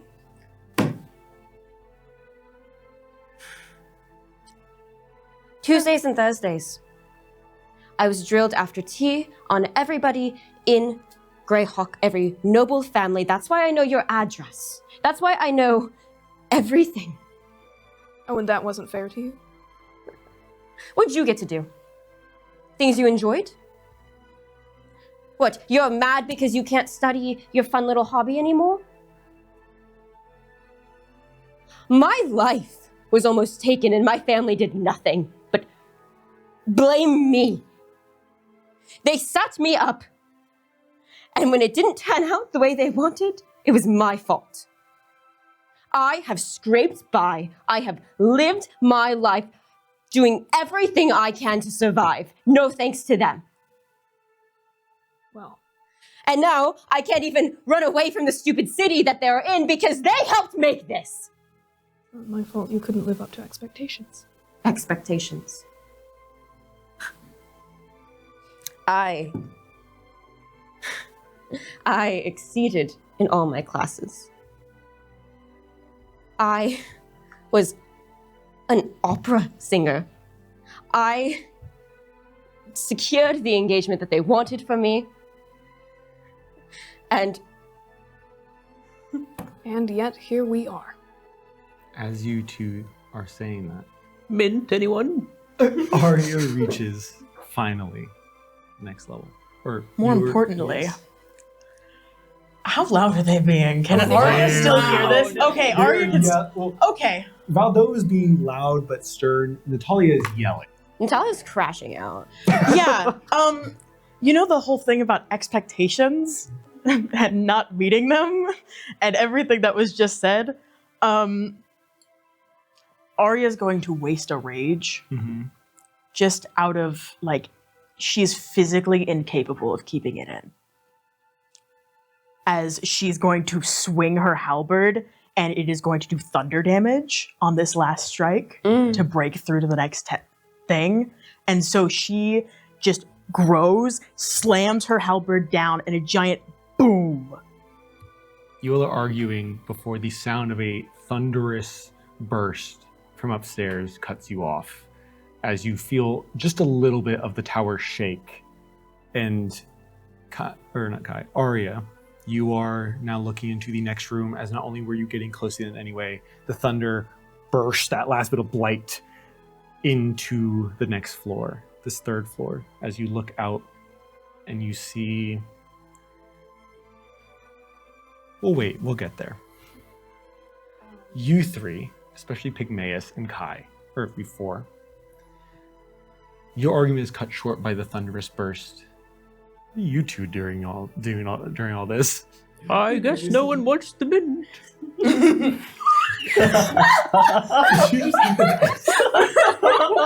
can hear it crunching on his teeth. God, you gotta stop. That's disgusting. Okay, well, I'm going to go upstairs. Yeah, I hope you don't roll that in the dice tray I'm lending you. No. Put on the sticky note. Put it in your pocket. There you go. Better put it on. yet. So, you That's are a lucky dice, though. True. Pygmaeus, 13. you are kind of awkwardly stuck there between your research partner and your fellow party member, Kai. You are kind of having this conversation with yourself and Gusti before. You were kind of ignoring that as best you could, or not ignoring it, trying to have your own thing. And then as your conversation kind of wraps up, that becomes so loud you simply cannot talk around it. So what are you doing as not only that happens, but the moment before the thunder damage erupts? Natalia also did say that her family helped create this. Yeah. I think Kai is going to... like, his initial thought is that, again, he sympathized with them, and he recognized the anger coming from those two, but he also sees that, like, we might need to keep going, so he is going to activate his flame tongue again, and just to be ready in case something, like a confrontation happens. And then as he is about to move, that's when the thunderous blow comes. I will say, as the thunder booms out, Valdov hits the ground. Her ears are flat against her head. She is buried into her own hands, and she is dead silent. It's the shelter in God. place. So as the thunderous boom goes outwards, and you're like yelling at Valdov. You are cut short by that, and you see Valdov just hit the ground before a pause, maybe 5 to 10 seconds, and you realize that there's no like explosion going on. You're relatively safe, and you slowly start to... Valdov does not move. Valdov does not move. I like to imagine. I'm sorry to interrupt. No, I like you to go. imagine that when the thunderous boom happens, wind and his Pygmaeus' robes like shake and flow, and he's like, "Oh, I guess not." So, Natalia will look around for a moment. See Kai activate his sword, and Arya all the way up the stairs at this point. And she's just gonna sigh. Just be thankful you've never had to fight for your own freedom. And Natalia Noxane, As far as you can be concerned, she died in her bed that night, which I'm sure my parents wished I did. And she will walk past and up the stairs. You walk up, Pygmaeus, you start to follow. At some point, whether about Veldov does actually get up eventually. She just needed everyone else to leave. yeah, everyone else leaves, then you get up. Kai, you head up. Now that you guys are all coming to this next floor, Arya, what you see in this room is breaking through the floor a clump of blight that lowers itself and coats the ceiling. In the middle of it, these kind of sections of energy pockets that are so dense that they form into physical matter. Around you on every wall, the blight is thick and heavy, and where there is a stairwell that would normally lead up, you see essentially a solid wall of lead that has been fused to the stone, almost as if someone welded it. But that shouldn't be how that works. You get up there eventually, Valdov, and you recognize the work of someone using magic to fuse two objects together. Someone sealed the stairwell, and what you can tell, Valdov, is that it was sealed from this side.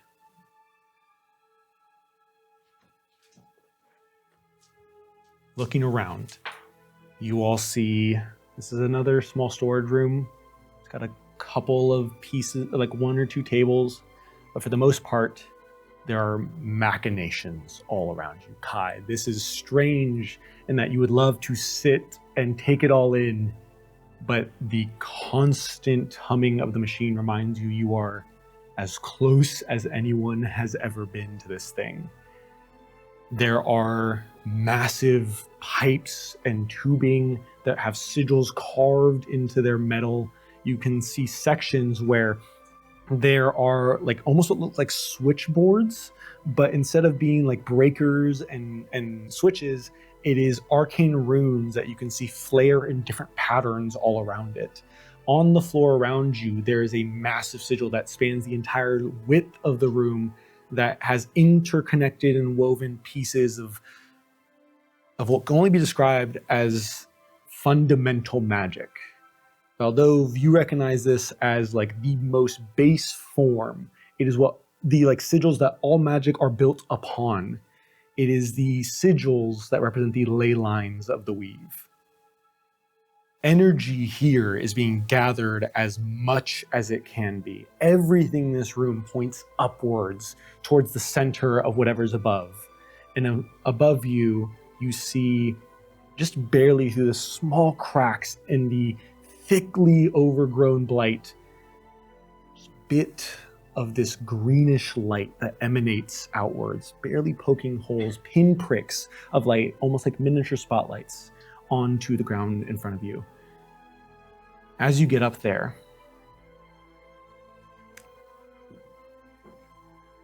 I think... Oh.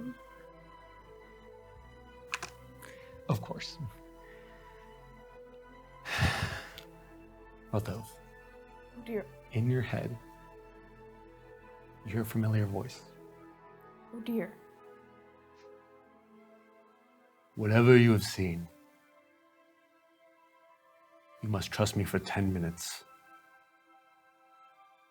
This will all come to an end soon, I promise. Huh. I will be there soon. The voice of Finn leaves your head. And what you realize is that glyph warding on the door was not a damaging spell. It was a sending. It was a sending spell. Ding dong, it's the Ring doorbell. People are here. Essentially. It's an upgrade alarm spell. Essentially. Yeah. Alarm can only last so long, but glyph warding, that lasts. Finn says he will be here soon, and to do a little bit of metagaming, you all only have a moment before he arrives. Well, speak of the devil, guess who's on his way here? I'd like to make my amends now because I'm about to get way more angry at the guy I'm actually angry at. I apologize for my outburst. That was, among other things, uncalled for. Arya will have been using her bonus action throughout this to maintain her rage. Okay. So she is large when y'all turn the corner. She's like, actually, the ceilings here are about 20 feet tall, so Yeah. you're not even close. Yeah. Not Vala yet. also is like still kind of cowering on herself even as she moves until she gets this and is like angry at Finn again. I will also say, normally when Arya rages, it's like almost as if she's relaxing. She's not having to hold up her ideal of perfect anymore, and she allows herself to curl in. This time, she has a death grip on her halberd, and her jaw is like sealed shut.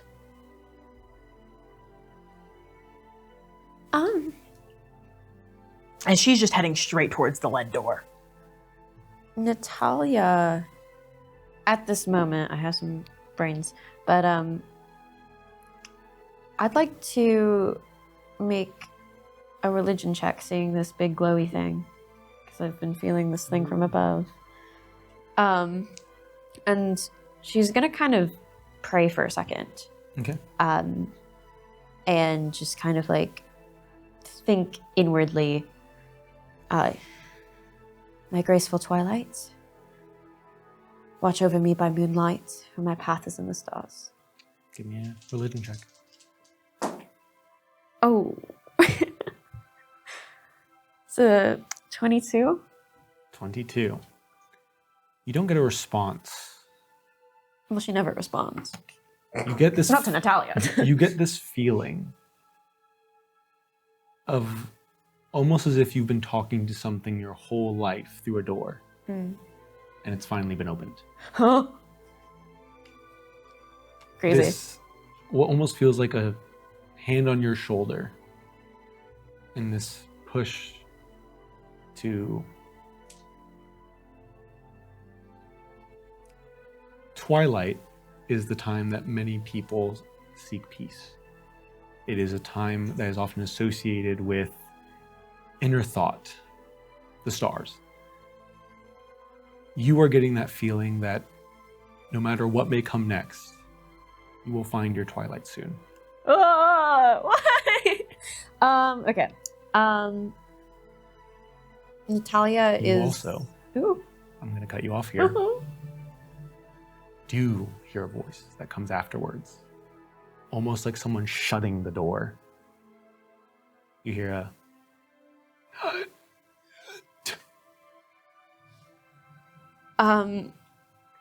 Natalia is going to like she's been really angry. And she kind of had this like moment where she took a deep breath and like she closed her eyes and kind of was like inwardly calming down as she jolts like up and straight as soon as she hears that. And her hand's gonna go straight to her holy symbol. And she's like gonna be looking around like wide-eyed. Like she's not sure what's about to happen, but she is kind of she's scared. Yeah. Pygmaeus and Kai. What are you two doing? No, with the knowledge that Finn will be here soon. When Arya move up towards the lead door, Kai is going to throw out his returning Chris dagger at her. And the dagger is going to fly towards, stops right before it hits her, and begins hammering at her, once on her legs, and it begins to grow twice its size. Another on her second leg, and it begins to grow. Then her torso, then her arms, then her head, and she grows 25 as I have cast Enlarge Reduce.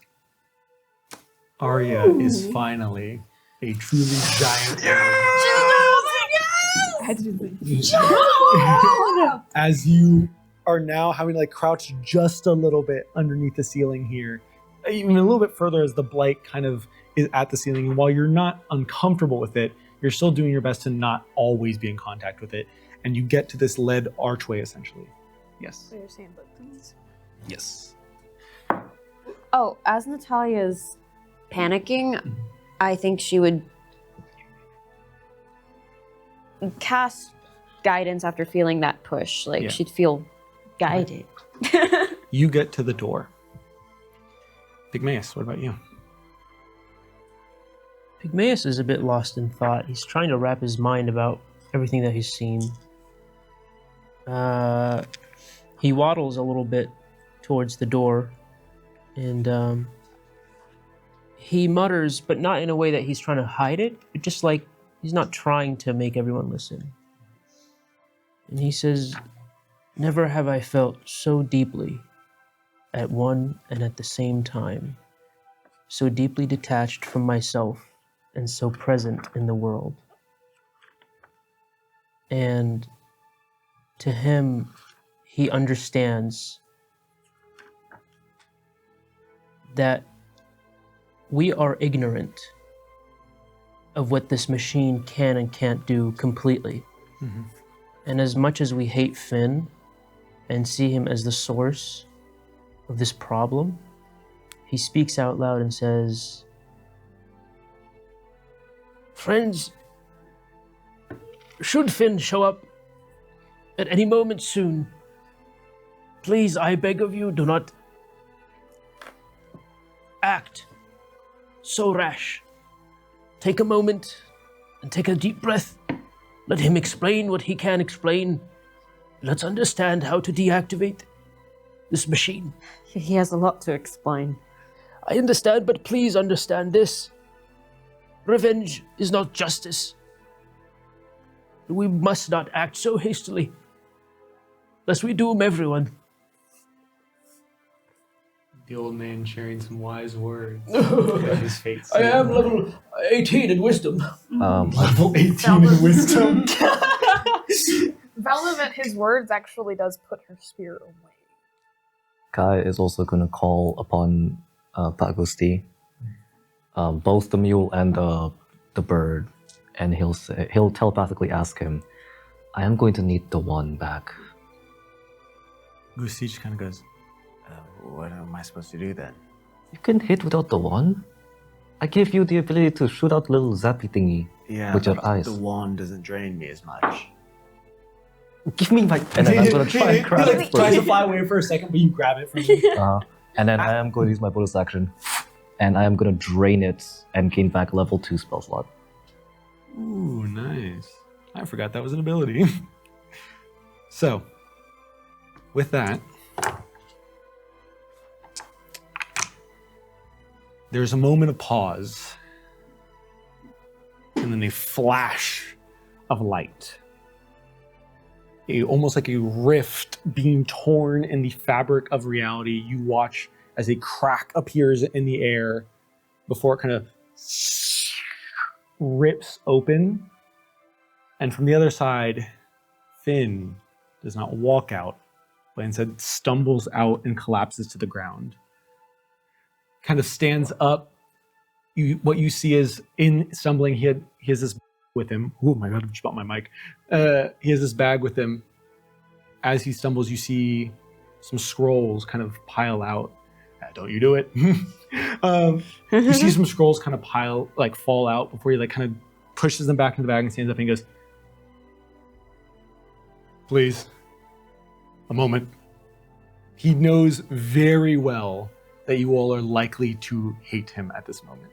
Before anyone else says anything, Valda, very angry, very scared, her first response is to put her hand on the pocket in which the sending scroll is in, and she goes, "And what would Aurora think?" Give me an intimidation check. Damn. Valda is not. In fact, give me it with advantage. God damn. You do also have 25-foot tall Arya standing behind you, so that True. makes sense. Just Well, she's about to heave her halberd into the lead. Yeah. Ooh. So, just for a pinch of flavor, as this happens, the smell of lavender that usually surrounds Valdev turns more to something sharper. Instead of smelling like lavender, she now smells like just straight up hot peppers on a hot day. Yes. With an 18 intimidation check.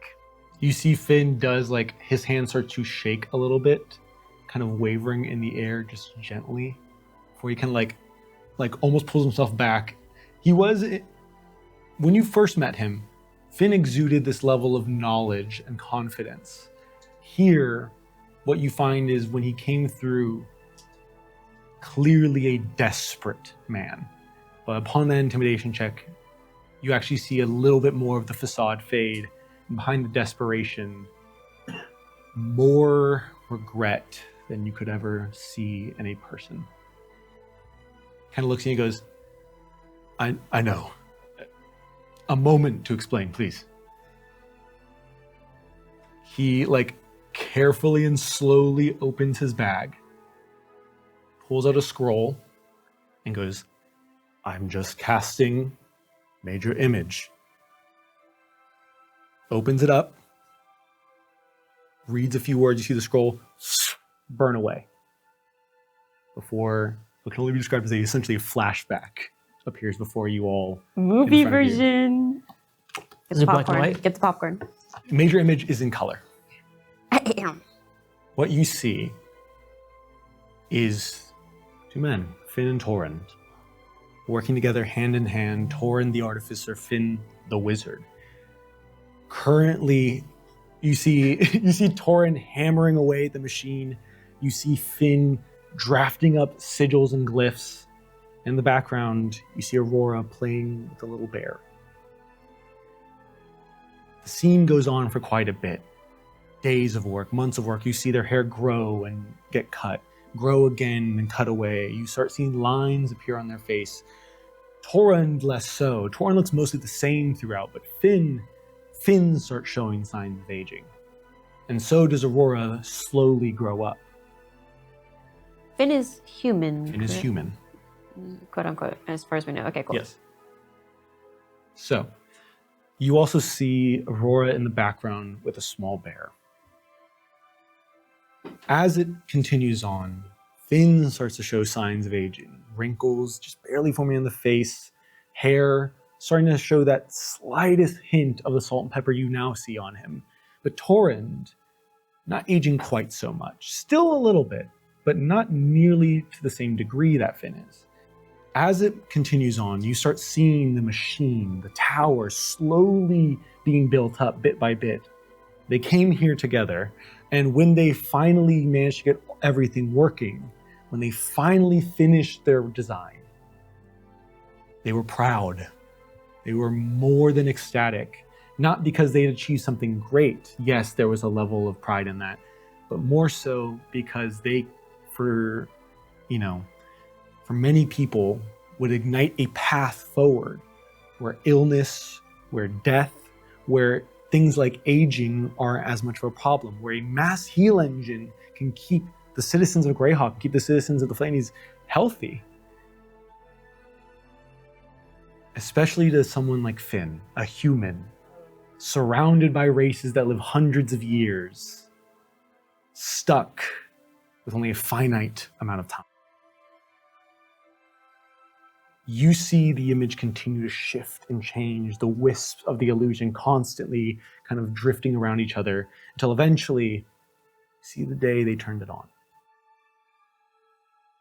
A massive orb hovering at the top of a pillar surrounded by pylons. Energy still already flowing in the space with just the orb being present, but to a much lesser degree.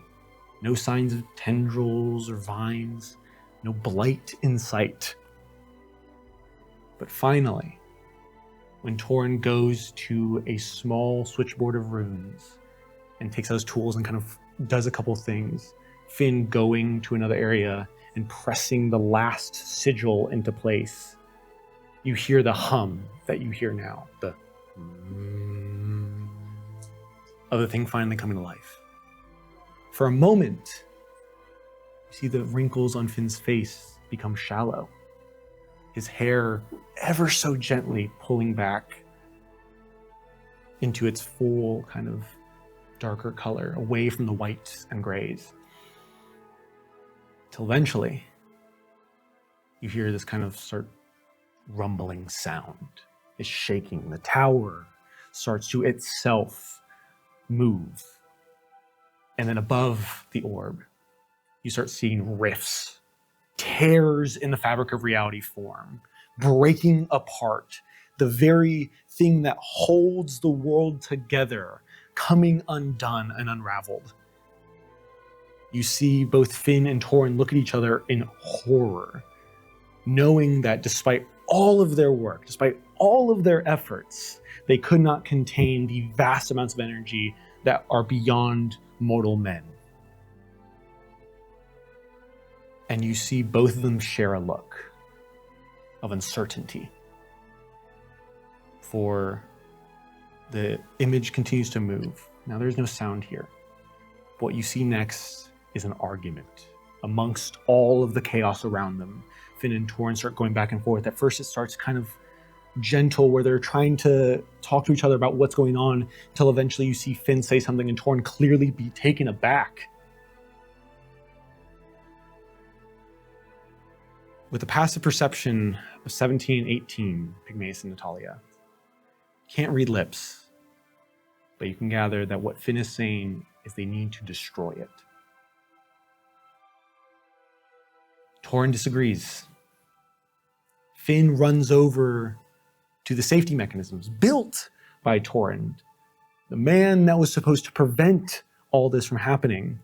And as he goes to it, Torin stays put and instead runs to the switchboards, changing runes, switching things around, rapidly reconnecting wires, rerouting energies, attempting all he can to hold it together.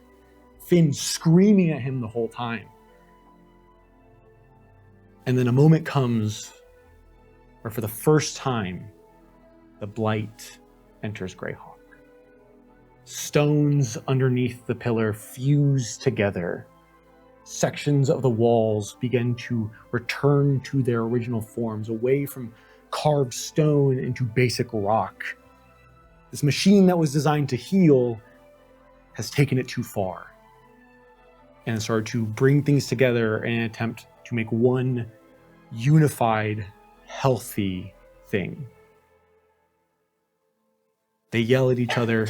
It continues on until eventually Finn looks back towards the doorway, where amongst the rumbling and the chaos, we see a small Aurora standing there. You see Finn looks back to Torin, yells one last thing. Torin shakes his head, and Finn leaves the room. Finn grabs Aurora in his arms, runs to the doorway that you all now see ahead of you blocked by lead, and fuses it closed with magic. Oh my god. But not before you can start seeing sections of those energies ripping into him, causing wounds all across his body, until as he finishes up the spell, Valdove, it takes no Arcana check, because it is a myth in wizardry, a well-known myth and one that scares every wizard to their core. You witness the weave be burned out of Finn. He cannot cast without a scroll. That's why he always carries them with him. That's why he always has a bag. You watch it be burned from his body, the energy being pulled into the engine out of him. And even in his weakened state, he grabs Aurora and they rush down the tower, throwing things in bags as fast as they can and running. Fuck. As the image fades, it kind of blocking you all's view, for the first time with a new perspective, you see on the other side Finn standing there, weakened from even having to cast from a scroll, as just a little bit more white seems to appear in his beard. His hand shakily drops. He looks at you all and he goes, "Please, I've spent 2 decades trying to get back here to end this. Whether or not you trust me or like me, I do not give a damn. 20 years ago, I failed to turn this thing off. I still intend to, but I need help." Well, you got a wizard and an artificer standing right in front of you. You point to us where we need to go. I need to get to the orb, but he won't let me. Well, we also have a barbarian. He looks at you all And before you can knock down the door, he goes, "Please let me." He steps up, pulls a scroll out of his bag, and as he casts it, you watch the fusing of the lead from the stone be undone.